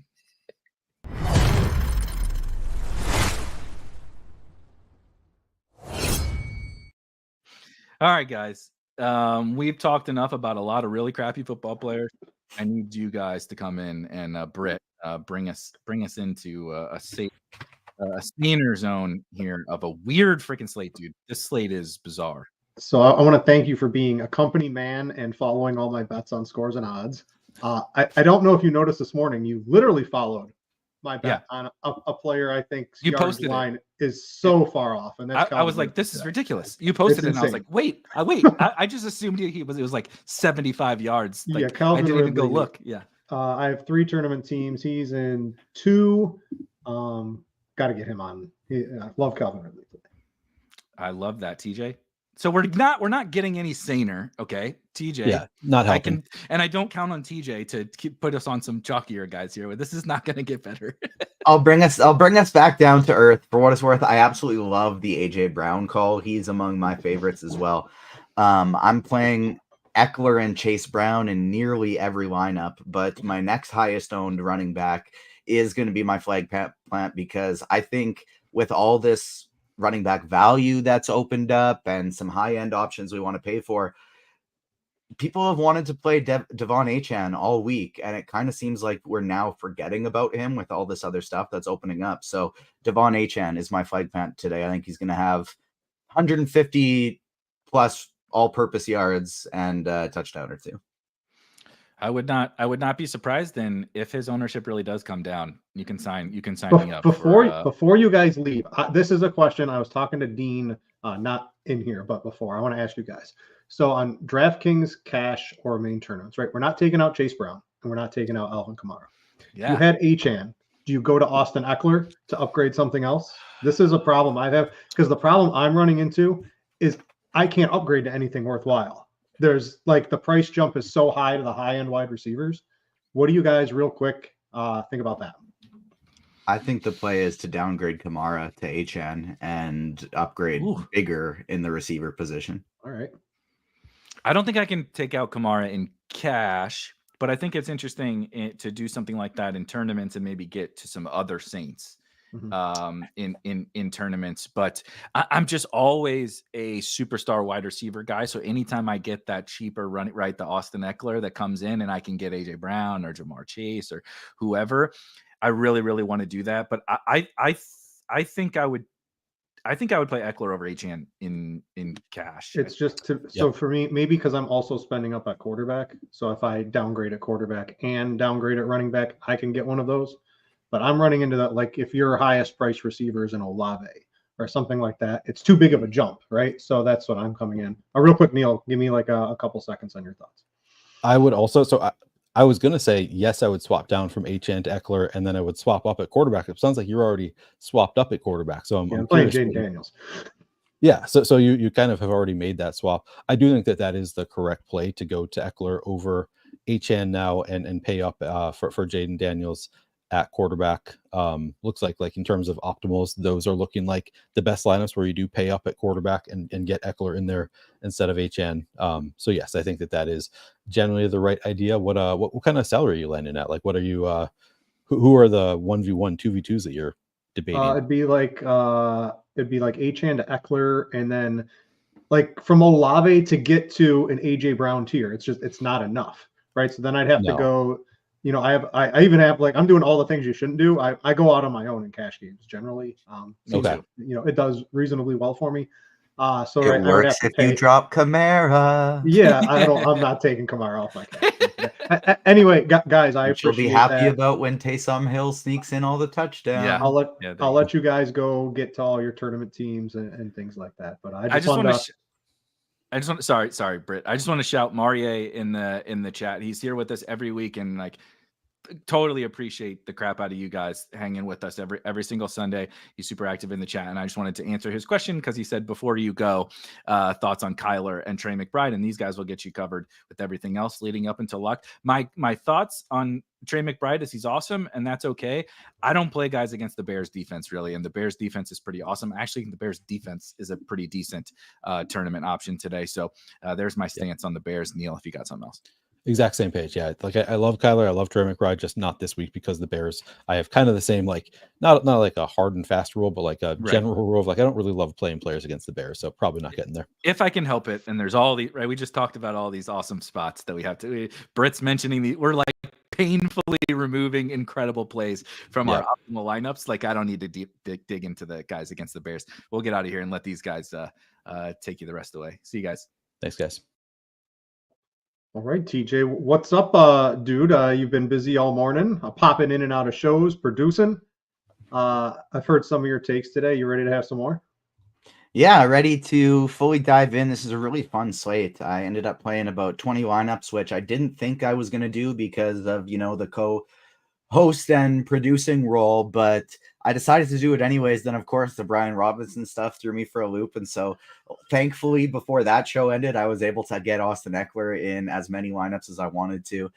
But we got a fun little slate today. I'm looking forward to diving in. I appreciate you handling the host and screen share duties so I can keep deleting all of these bots or trolls, whichever they are, that keep infiltrating the comments. And so you need to know where to watch football today, right? Yeah, and I don't even think these are real links. I think these are just spams. But either way, I appreciate you handling the screen share so I can make sure I keep those deleted as quick as possible. Yeah, I got it. So we're going to we're going to go position by position. We'll mix in some bets. We'll mix in some tournament talk from TJ. I'll handle cash, but I do have some tournament teams. Pretty strong takes. I guess Off the top here, TJ, let's handle some of the injury or the inactive news. What are you doing with Austin Eckler? What are you doing with the Bills receivers right now? So I've got SimLabs pulled up if you want to pull it up. And originally Austin Eckler was at like 2%, but then the ownership updated at running back. And now he's coming in as like the 5th, 6th, 7th. And he's actually below the optimal if you use the RotoGrinders projections. I know the Blitz, and I think most of, even a little bit more of the industry is a little bit higher on Austin Eckler. I think I am too. I like him to get a pretty reasonable amount of the workload today. What are you doing with him in tournaments? I shifted him. You said you were using him and Chase Brown. I think he's a pretty nice sort of off of Chase Brown to open up some more salary if Brown's still going to carry a lot of ownership. What are you doing there? And then let's talk Bills receivers quick. Yeah, so I'm trying to play as much of Chase Brown and Austin Eckler together as possible. I love AJ Brown and Jamar Chase today, and so I want to be getting to them as much as I possibly can, and one of the ways of doing that is to play a ton of Eckler, a ton of Chase Brown. I think I have one Jeremy McNichols team, and then just an absolute ton of Brown and Eckler. I think I probably have Brown in all but 1 or 2 lineups now, and I think I have Eckler in all but 3 or 4 of my 20 lineups now. So playing a lot of both of those guys. I'm playing both of them in single entry. And then in terms of the Bills receivers, I initially was I actually wasn't planning to play Cooper anyways, but I was initially only going to play Shakir and Coleman in my Josh Allen lineups. Now I'm playing them elsewhere as well. Not necessarily as specific targets, but I've had a lot of lineups where it's like last piece, I need a receiver in the mid 5Ks. Jacoby Myers is still my favorite in that range at 5,300, but Coleman is number 2. I like Coleman and Shakir both more than Ladd McConkey today now. And so if I have 5,900 remaining, I'm going with Shakir. If I have 55 or less, I'm going with Keon Coleman. And I don't mind using them as last piece options. Not necessarily like I want to build my lineup around them unless it's a Josh Allen stack, but I like both of them as last pieces. Shakir, the safer, quote in quotations, safer, probably going to get more targets option. There's a good chance you're getting 10 to 15 points out of him. I'd say Coleman has a higher upside option of the two of them, though. They go deep to him. They love targeting him in the red zone. And so I do think Coleman has more upside, but Shakir has a higher floor. Yeah, so I've got Eckler on all 3 of my tournament teams. The late news, the average guy who made his lineup yesterday might not be adjusting. I think Eckler, the smart people running sims, like I have up on the show here, or lineup optimizers or things like that, will probably get some Eckler. But I think he's going to come in a little bit lower owned than he should, even if the sims are showing not. I just think the workload for him should be pretty good, and McNichols takes a back seat. And the Bills receivers on my 3 tournament teams, I have 1 Shakir, I have 1 Coleman. I've moved them in after really not even considering a Bills receiver. We're pumping the ownership up pretty reasonably high on them. I think this is the move that's going to get overlooked compared to Eckler. I think Eckler is going to gain more steam than the 2 Bills receivers. Would that make sense to you? Yeah, I would agree with that. All right, yeah. So just a real quick thought from the 2 of us on what we're doing from them. And I know you like Eckler and cash. I'm trying on Yahoo. I got him in over Tracy, who is the same price on FanDuel. He's 5,500, but the problem on FanDuel is you have the night game tonight. So guys like Aaron Jones and Josh Downs and a Pittman possibly, those guys take up some of your lineup spots over there. We'll see if I can get to him over there. And on DraftKings, I wouldn't fault anybody for playing him. I'm not sure I'm going to. I might regret that, but he's basically the odd man out of my DraftKings lineup. Hard to make on-the-fly adjustments when you got to host the show here, so I'm going with my lineup I had pre-show. All right, all that said, let's go to quarterback TJ. Cash games are probably, I'm paying up for Jaden Daniels. I was doing that before the Austin Eckler news. One of the reasons you might want to swap to an Austin Eckler is to get up in quarterback, and Jaden Daniels would be the quarterback of my choice today with the Giants pass rush. You know what? Daniels' rushing upside gets unlocked with a pass rush. That's when he scrambles. That's when he bombs it downfield to Terry McLaurin for big chunk plays. You want him under pressure. You want him running around. Jaden Daniels is my preferred choice. I don't really like any of the cheap choices today, TJ, for quarterbacks. Geno Smith being the highest owned quarterback, if that holds true, is like a big mistake. I have absolutely no interest in Geno Smith. I have no interest in JSN as his wide receiver today. That would be one of the biggest fades I've probably made all year at the quarterback position. Who are you looking at overall today? My single entry lineup is Jameis Winston. I do think our projections are undervaluing him a little bit. I think he should be up there for more. And so I'm actually going with a Jameis Winston triple stack in single entry today. I'm playing Tillman, Moore, and Njoku with him. Mm-hmm. But it's weird. Like, this is the second week in a row that I have a way bigger quarterbacks pool than running back pool. I've gotten my running back pool down to like 6 players, and I'm playing 20 lineups with 14 different quarterbacks today. I've got a Geno stack, an Allen stack, a Hurts stack, a Prescott stack, multiple Winston ones, multiple Burrows, a Cousins, multiple Jaden Daniels, a Minshew, a Carr, a Bryce Young. Lots and lots of different options for GPPs today. I think my top 3 are Jameis Winston, Jalen Hurts, and Tua Tagovailoa for tournaments today, because he's going to be like 1% owned. Mm-hmm. Nobody is playing Tua today. 2% we're projecting him for ownership. Nobody's going there. Tyreek Hill typically doesn't do well against the Bears, but he's still underpriced. Achan's in a great spot. Waddle's underpriced. I love and you can even play Jonnu Smith as well. So I love a Dolphin stack today at super low ownership. Yeah, I like Burrow as well. Burrow, my main top 3 and like a single, like a 3 entry max smaller field would be Winston, Hurts, and Burrow. But in large field stuffs, I absolutely love Tua. Yeah, I like Hurts easy. Well, not easy because it is expensive to stack with AJ Brown. That's like the nuclear stack. A lot of coverage, things like that. Working AJ Brown's favor today. You get some rushing touchdowns. I like that. But my other 2, I have a Trevor Lawrence opposite of him, just because that's a cheaper way to get that game. It lets you get AJ Brown, and then it lets you, Evan Ingram. What I like about these offenses, they're condensed, right? I saw Parker Washington. Erik was talking about him. Sure, Parker Washington could have a good game. But this game's going to go through Brian Thomas and Evan Ingram, right?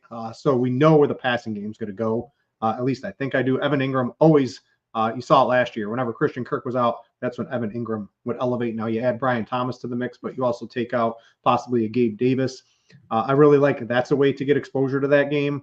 And Lawrence has been picking it up a little bit in recent games, so I like that. And then my other one, I got a Bo Nix stack. I'm not running it back with anybody, but I got him with like Cortland Sutton just to throw it in there because, he's been getting it done. It's a bad pass defense. I know the Ravens defense gets a little bit better today. They got a cornerback back, but he's cheap enough. Sutton's cheap enough, and that lets you get a lot of other things on a slate where we are struggling for, there's not a guaranteed, sub 4K wide receiver. There's not, well, we do have Austin Eckler now, but there's not that, there wasn't that ultra cheap running back. And a lot of the guys you want to play, if you want an AJ Brown, if you want a CeeDee Lamb, you have to cut down 1, 2, 3 different spots on DraftKings today. So those are some of the plays I like. Again, I would be totally out on Geno Smith. I would definitely boost Josh Allen up a little bit because his target tree gets a little bit more condensed. You're not going to be trying to, I call it wasting lineups, trying to find the right combination. You have a better shot of getting that a little bit today. I like your Jameis call. He's cheap. And again, where his targets are going to go. He had some interception-worthy throws. They didn't get picked off last week. If they don't get picked off this week too, he's in line for a good game. Love Jaden Daniels. Mentioned him, and that's probably where I'm at. Tua, I don't know. I'm out on Tua. I think the Bills might steamroll that game. They always seem to. They have their way with Tua. We'll see if that comes through. Anyone else you're really interested in today? The big disagreements I would have would be I would be completely out on Geno Smith. I think the Rams, sort of like Erik, almost steamroll that game, sort of like the Bills did last week. I like Allen, Hurts. Don't really like Dak. I like Atlanta to probably roll that game a little bit too. Garbage time Dak counts, but not too into him today. And love me some Jaden Daniels today. Yeah, I'm on board with all of those. I just have one Geno team in my 20 lineups, but I just like it when a quarterback has one receiver out and you have clear stacking partners. Mm-hmm. I like getting them into a lineup as a full stack in that scenario, but I'm much higher as we transition to running back, much higher on Kenneth Walker. Mm-hmm. So Walker's coming in. What do you like, Walker? Just the pass catching role, the overall role he's going to have today. He's not someone I have. I have 3 teams, and it's Chase Brown, it's Eckler, it's Achane, it's Kamara. Just 3 tournament teams. I didn't get to a Kenneth Walker team. He's still coming in reasonably high owned. Where do you think is Austin Eckler going to come in at 15%? Let's say, what's probably in like the slant for sure, right? Where it's like a lot of heavy sim and optimizer users, but in the millionaire maker, is a guy like Austin Eckler going to hit 15%? I think so. I do. I think he's going to be getting there. I'll be boosting it enough with my 80%. So I think he's probably going to get about 15-20% ownership today. And I personally think he should be in the 30 to 40 range, as same with Chase Brown. We're showing him as overowned. I think he should be 40+% owned today. And I think he likely will be in the small field, higher dollar stuff. Yeah. I have a very tight core of running backs today. My entire pool, my top 3 is Chase Brown 1, Eckler 2, Devon Achane 3, Kenneth Walker 4, Alvin Kamara 5, James Cook 6, and then I have a couple Saquon Barkleys and a couple Tyrone Tracy's. So very small running back pool for me today. Yeah, I was going to say I think I might have one J.K. Dobbins. Like, I'm using a couple one-offs as like run backs and stacks, but that's it outside of my core. All right, so cash games. Here's basically what it looks like for you on DraftKings. You're probably going to have Chase Brown. You're probably going to have Alvin Kamara. The addition of Austin Eckler, you could certainly play him. You could also play Devon Achane, and you could probably now your 5th choice is probably Kyren Williams. You're probably not paying $8,000 and paying up for Alvin Kamara, but those are probably the only 5 running backs I would consider on DraftKings. And on FanDuel, you can add in Aaron Jones at 7,500 because you got the Sunday night game. He played. I think he took every opportunity. There was no other running back that got the football for the Vikings last week. If that happens again, Aaron Jones set up the smash, but again, that's just on FanDuel. So that's the cash game stuff. Tournaments you like Walker. I think if you had to look at this, let's look like the optimum minus projection, right? So this is based off our RotoGrinders projections and our RotoGrinders ownership. Like a Saquon, I think that makes sense too. It's really hard to get to a running back.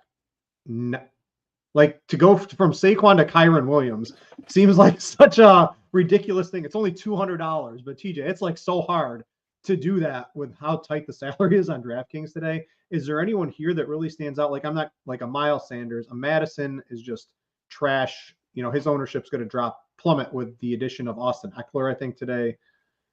I don't know. Nick Chubb averaging like 2 yards a carry. I'm not too interested in him. The running back pool, I like what you're doing. A very condensed running back pool. That's what I would do. That's what I would generally do. Play the known quantities and take it to the bank tonight. Yeah, and like to get ahead of a few questions today, guys, like, and I do have some Kyren Williams in my in the Geno Smith team, for example. I do have some one-off versions like that, but Derrick Henry, Kyren Williams, Jahmyr Gibbs, Bijan Robinson, James Conner, J.K. Dobbins, Chuba Hubbard, Ramondre Stevenson.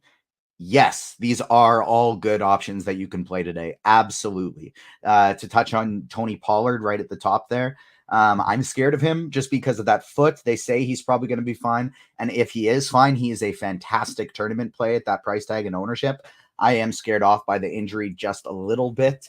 And just the fact that I actually like the Patriots defense a little bit today. All of these guys you can play and there's no problems with it whatsoever. My priorities are just going to be Brown, Eckler, Kenneth Walker, Devon Achane as my top 4 with mixing in some Kamara, some Barkley, some Tracy after that. Yeah, I did want to go back. Someone, I said hi on Jaden Daniels, and someone said, why Jaden Daniels? He didn't do good against the Giants last game. Last I checked, TJ, if your team doesn't punt or turn the ball over, that's a pretty good performance. They just didn't get into the end zone last time. I mean, Jaden Daniels, this was a Washington offense had their way. They just ran very bad in the touchdown department. I am certainly not expecting that to happen again today. So I wanted to touch on that with Jaden Daniels from that comment. Anything else? Is there like, I don't know, running back is not a spot I tend to find sleepers.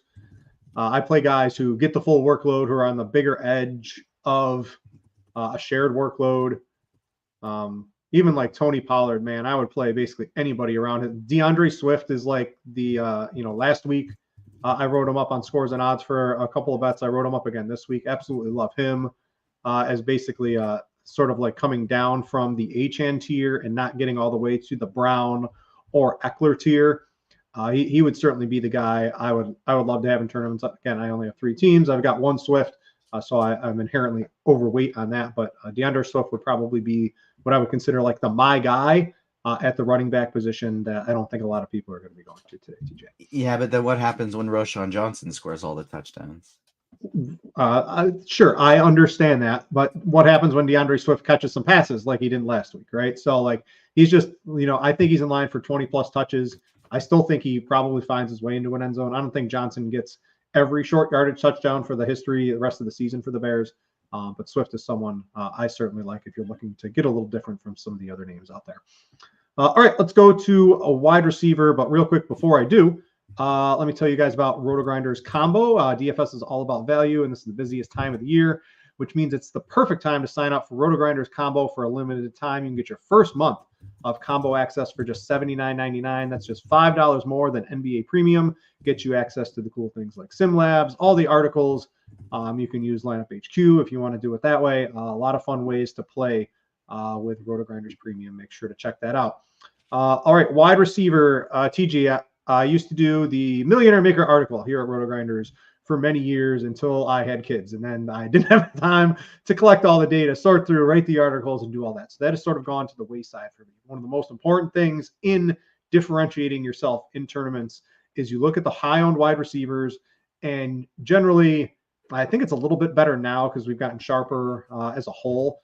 But the highest owned wide receivers generally merit fading. And you can see that from the optimal minus projected ownership here, right? Basically, everybody at the top isn't an optimal play because not only they can't just be like your baseline cash play. They have to have a really good performance when they're so highly owned to really come through, in my opinion. Anyone here standing out from the ownership projections that you wouldn't play? Mine would certainly be, without question, I would be low on Tyreek Hill. Just never has a good game against this current Bills roster, coaching staff, everything. The Bills do everything to take Tyreek Hill out of a game. They do everything to limit the deep passes. Tyreek Hill would certainly be one guy I would be looking to sort of cut the ownership on today.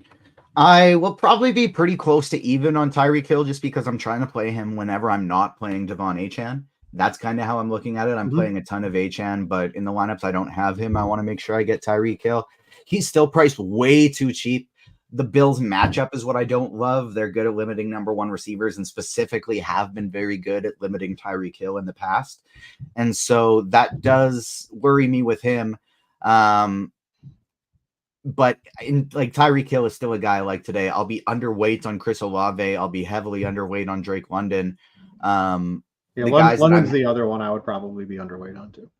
I love Jamar Chase and AJ Brown. Like, these are my main priorities today. I want to spend up for them as often as I can. And so those two are priority 1 and 2 for me. I am getting some guys like the Kupp and Nakua in some stacks, and CeeDee Lamb specifically in a Dak stack. Malik Neighbors in 1 Daniel Jones team and 2 what's his name? Geez, how am I brain farting? Jaden Daniels teams. So that's kind of how I'm going about it. My favorite in the cheaper ranges are Keon Coleman and sorry, Myers. as I try and delete these things, they're getting distracted. Yeah, thank you. Jacoby Myers, Keon Coleman, my 2 favorites in the mid-range. I am still playing a lot of Tillman. I'm getting to Coker and Parker Washington in the cheap tier. And then I really like Brian Robinson as a tournament play. I don't think anybody's going to be playing Brian Robinson today. Love him as a similar priced pivot to Chris Olave. Brian Thomas, you mean, right? Yes, sorry, Brian Thomas. Yeah, Brian Robinson's out. So Robinson out. Yes, Brian Robinson, the running back, he is out. I meant Brian Thomas. Yes. All right, I just wanted to catch on that one. Definitely, I mentioned at the top of the show, if you missed it, my favorite tournament play of the day. I bet his prop. I bet him to lead the league in receiving yards today is Calvin Ridley. I mean, TJ, this seems his receiving prop when I got it was at 51. He had 140 something last week with 15 targets. And I don't know how that's going to be any different today. You have a banged up Tony Pollard.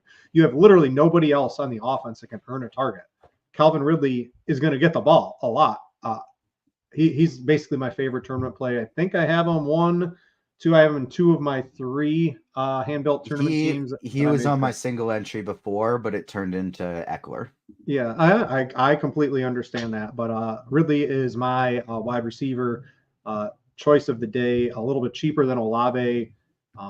And Olave could be done at halftime. And not like done, but like that game could get out of hand very quickly. Ridley should be involved generally, I think, for the whole game. I actually bet the Patriots on scores and odds a little bit earlier. I just think the Patriots they have the better quarterback for sure. They've got a lot of better position players outside of Calvin Ridley. So I bet the Patriots if you're looking for a team late to add. I want to go to the most optimal minus the projection.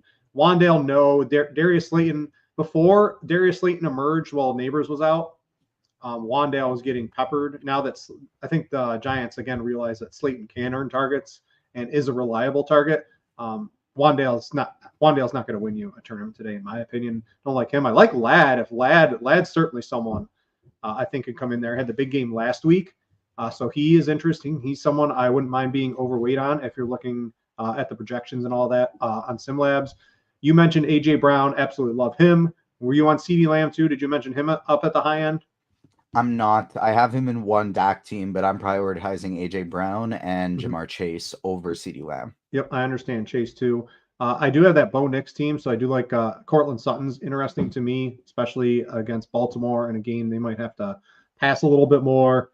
I kind of like Sutton too, and I had him. It's just as soon as that Buffalo news opened up, he fell on 3rd on my priority list behind Myers and Coleman in that range. Yep, and that's what everybody's going to do. So I completely understand that. I'm sticking with Sutton. I was looking to move him out, but I'm like, no, I'm having this Knicks team. I like Knicks. I'm going to keep Sutton on that. Obviously, I know Eric was mentioned Demario Douglas. I think he's pretty interesting.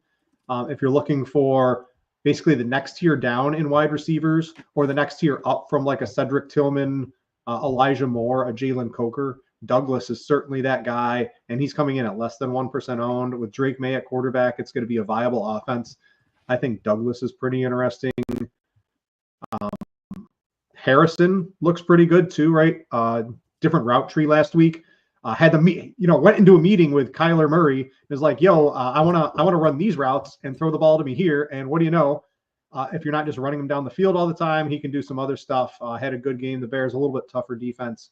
But I think Harrison is pretty interesting. These are just the guys that project well in large field tournaments compared to the ownership based off the RotoGrinders projections. So I think we are onto some of these, but Wandale being at the top would be a clear pass for me. Anyone else you're really looking at the wide receiver position, TJ? I'm just looking through mine. I mentioned Ridley. What are we doing with like a guy like Tillman in tournaments today, right? He's the main cheap guy people are going to. What do you think of him? I'm still playing him because I think we are under projecting the Jameis Winston situation a little bit. So I like him a little more than our projections. I think he does have closer to a 20% optimal rate, which is more in line with his his ownership projection.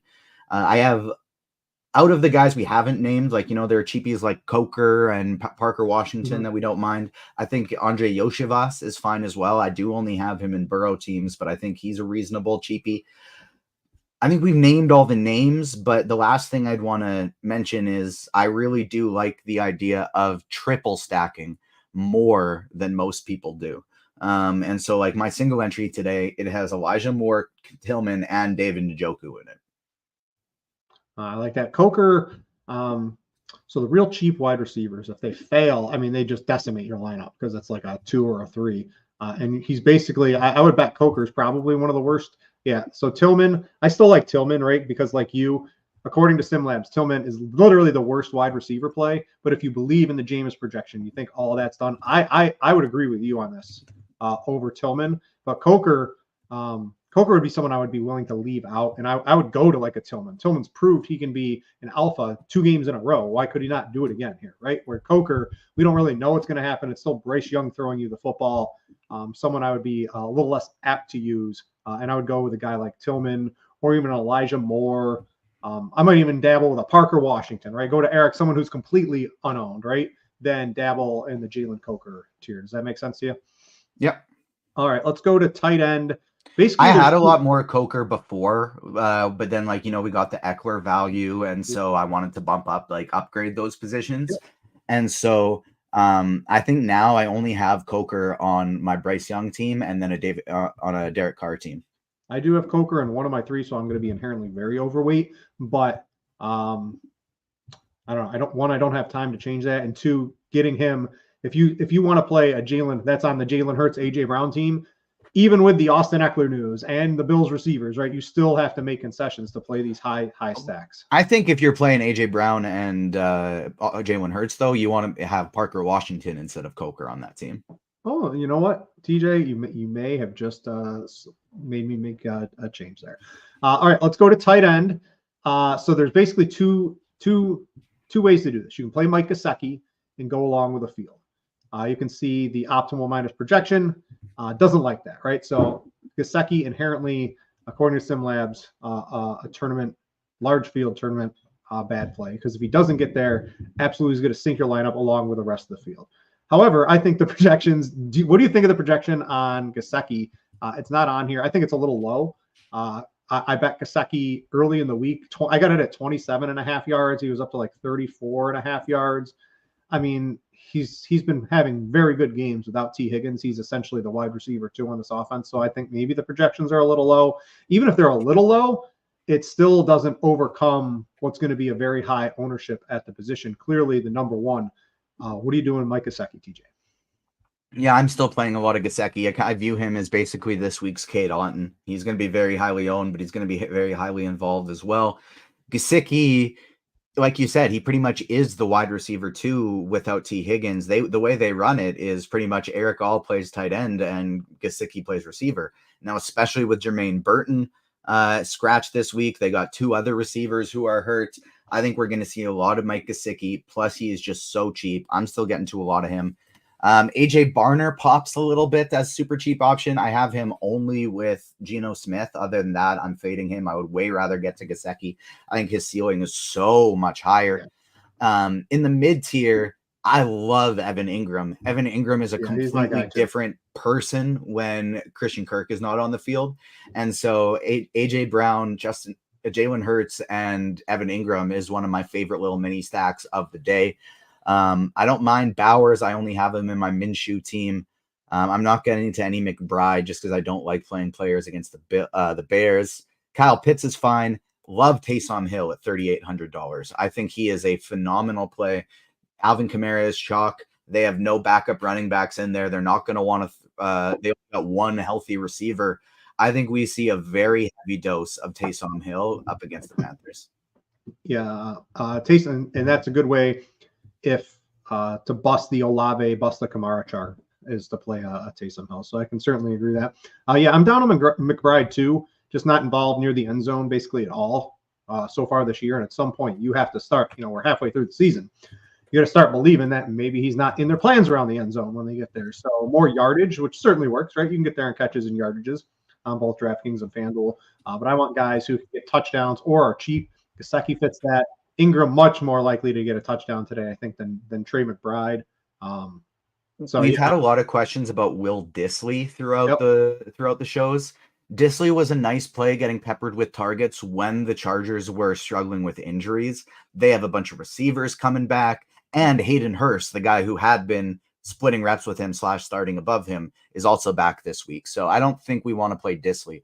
I think Gesicki is a far better option. I'd rather pay down to Barner. I'd rather pay up more to Taysom or even somebody like a Jonnu Smith in that range. Yeah, and I would go to Laporta and Andrews, maybe Ferguson. These are guys I would be much more. I like Zach Ertz too, getting targets a little bit more downfield. You can't expect a huge day, but 6 for 5 or 6 receptions for 60 to 70 yards with a possibility of a touchdown. I think Ertz is a fine play. Those are probably the players I would be playing over like a Trey McBride. But Evan Ingram is without a doubt my guy. I think Njoku's also a fine play. Bowers was good. when Myers was out. I think he's a little bit less of a good play when Myers is in there. I would prefer Myers over Bowers, probably straight up today. So that's basically my thoughts on the tight end position. If you're looking for something to do real quick, if you want to get into a Survivor tournament or something like that, go check out Splash Sports. It's running a lot of Survivor Revival tournaments. You can join our community games over there. Use promo code ROTO10 upon sign up. You get a $10 bonus. And for a limited time, you can play $20 in quick pick entries and get an additional $10 bonus. Head over to Splash. I'm in a bunch of contests. Survivor's going today. There's a lot of pick against the spread type games over there. If you're looking for something to enter quickly and you're already done with DFS, make sure to check that out. Use code ROTO10. All right, couple of questions. We don't have a lot of time. We're only 5 minutes to lock. TJ, you've been in chat monitoring. What questions have popped up that you've noticed? And then I'm going to start to catch up. I'm going to go to the Discord and see what's happening in there in the live stream chat. So I've actually covered everything all as we've been going all the way through. So the one I didn't hit is from Anger 6, looking for some like a feel it in the plums play of the day or a slate break and play. So who is your guy to break the slate today? It's definitely Calvin Ridley, man. That the usage last week is real. There's no one else on that offense. Tony Pollard's banged up. We're jamming in Calvin Ridley into tournaments today. For me, it's Devon Achane. I think he's going to be breaking the slate for us today. And having said that, I am almost lock buttoning Austin Eckler and Chase Brown today. I have about 95% Brown. I have about 80% Eckler. And I think I have about 60% Devon Achane. Receivers up top that I love: Chase Brown, Jamar Chase, and AJ Brown. Those are going to be my targets up top. Last receiver on FanDuel, 6,800 or less. Who do you like? Is Downs at 6,900, isn't he? I think so. Not sure. Let me see here. 68 or less. In the meantime, best defense 3K or under. I like the Bears and I like the Packers at my two. The Patriots are another one that I like getting in there. FanDuel GPP, large field, one lineup, favorite stack, TJ. I think I would go Miami in a really large one that nobody else is going to be playing today. Montgomery or Gibbs in the crappy weather for Green Bay. Both of them are totally great. I prefer Gibbs though. Brit, did you find one for that receiver answer? Oh yeah, let me see here. So I was trying to follow along with you here. So Downs is definitely would try to play Downs. Ridley 6,200. Ridley, I'm playing Ridley in cash on FanDuel. People tell me I'm crazy until he has a big game.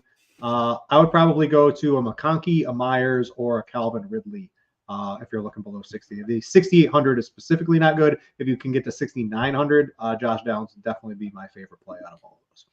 6,700 Mooney, I think, is very interesting as well. Burrow or Jackson, assuming that's Lamar Jackson in like season long, it's definitely Lamar. You always play Lamar. Point per dollar in DFS, I like Burrow better, but raw points, just who's going to score more fantasy points, it's definitely Jackson. Barner, Bijan, and the Giants defense, or Gesicki, Montgomery, and the Cards defense in GPPs. Probably the second one, right? The first one, where's that? Oh, Barner, Bijan, and the Giants. Like that's going to be very chalky. Well, not very chalky, but Bijan is there. The Giants are definitely the cheap defense. So I'd play the chalk tight end with Montgomery and the Cards D. I think of that. I do like the Cardinals defense today as well. Who do you like better, a Jag stack or a Raiders stack? I do think they're both very viable. I have the Jags simply because on DraftKings, right? Lawrence with Evan Ingram. It's a way to get AJ Brown on my team that's correlated. So anything I can do to get AJ Brown on a roster today, it's very hard to get those high-end receivers without making several concessions. So using a Jag stack is a way for me to get AJ Brown. This may be my tournament mind talking a little bit and going against what the answer should be, but this is a FanDuel cash question. Burrow and Ingram or McBride and Darnold. I like the Burrow Ingram side a lot better. How about you? I think lots of people played number 2, but I am not on McBride today. I'm playing Evan Ingram, and my FanDuel cash quarterback Sam Darnold is 7,500. Projections say to do the Darnold and McBride side. I like that Burrow. Darnold Ingram that's what I'm doing. Yeah. That's lock. We have done it. We have hit lock, and we have also hit all the questions. Yeah, so we're gonna real quick, if you're looking for some bets on anything on the late games, let me see what are the late games. Let me see if I can come up with something for you guys real quick if you're looking for anything. So I like the Rams. Oh yeah, the Rams without question is the lock of the day. What do you think? Like the Seahawks, they have no downfield threat. They're not going to be able to pass to JSN on slot today because the Rams, they are the toughest defense in the league to throw the slot to. Is old Tyler Lockett or Kenneth Walker humongous game is basically the only way they can score. I don't know. I think the Rams offense fully loaded here steamrolls the Seahawks for the second week at home. You know, they got crushed by the Bills last week. I think the Rams do the same to them. So the Rams, if you're looking for something to bet, I know Erik was on it. I know I'm on it for a 2-unit play on scores and odds. What do you think of that, TJ? Don't mind it, and I like the idea of a little mini stack of Kenneth Walker and Puka Nacua from a DFS standpoint. We did just get word that Puka Nacua is a full go for Rams. Yeah, go get the Rams bet. Looks very juicy. All right, I think that's going to do it for today. Thanks to everyone in the shows before us. We had Tim, Dean, and Bobby. We had Erik and Neil. TJ was there for all of it. Behind the scenes, I was watching and contributing in chat. I think we did a good job as a team today. Anything else, TJ? Are you ready to get out of here? That's it. Let's enjoy some football. All right. And get out of here. And also, real quick, TJ, did you experience, now you have a little bit of a younger child, but do you do daylight savings time in Canada, or is that just here in America? In Canada, yes. In Saskatchewan, specifically where I live, no. So this has been a very nice change for me today because you actually got the extra hour. Yeah, typically this show starts at 7:30 a.m. my time, and it started at 8:30 a.m. my time today. So I got a nice little extra hour of sleep. That's good for you. The problem when you have children, well, it's harder with the small children because they kind of do whatever they want. But you have to put them to bed like 15 minutes later every day during the week. So I did that with the wife, but they still woke up. I was up at like 4:30 this morning. It was a little ridiculous. I know that happens all the time with daylight savings time and children. Did you have any problem with that today, or not yet? Because baby's just not old enough. No, I mean, we're pretty lucky. Our baby sleeps 11 to 12 hours a night. Straight through. Wow, that is very, very. She'll wake up twice for a feed, but we'll go back to sleep as it's happening, and so we can just sleep through it. Enjoy that, TJ. It can change at a moment's notice. So while that's happening, enjoy it. Anyway, yeah, the struggles of children in fantasy and sports betting. Just want to, it's out there. Anyway, thanks to everyone for watching today. Click the like button on your way out. And for TJ, I'm Brit. Thanks for watching, and we out.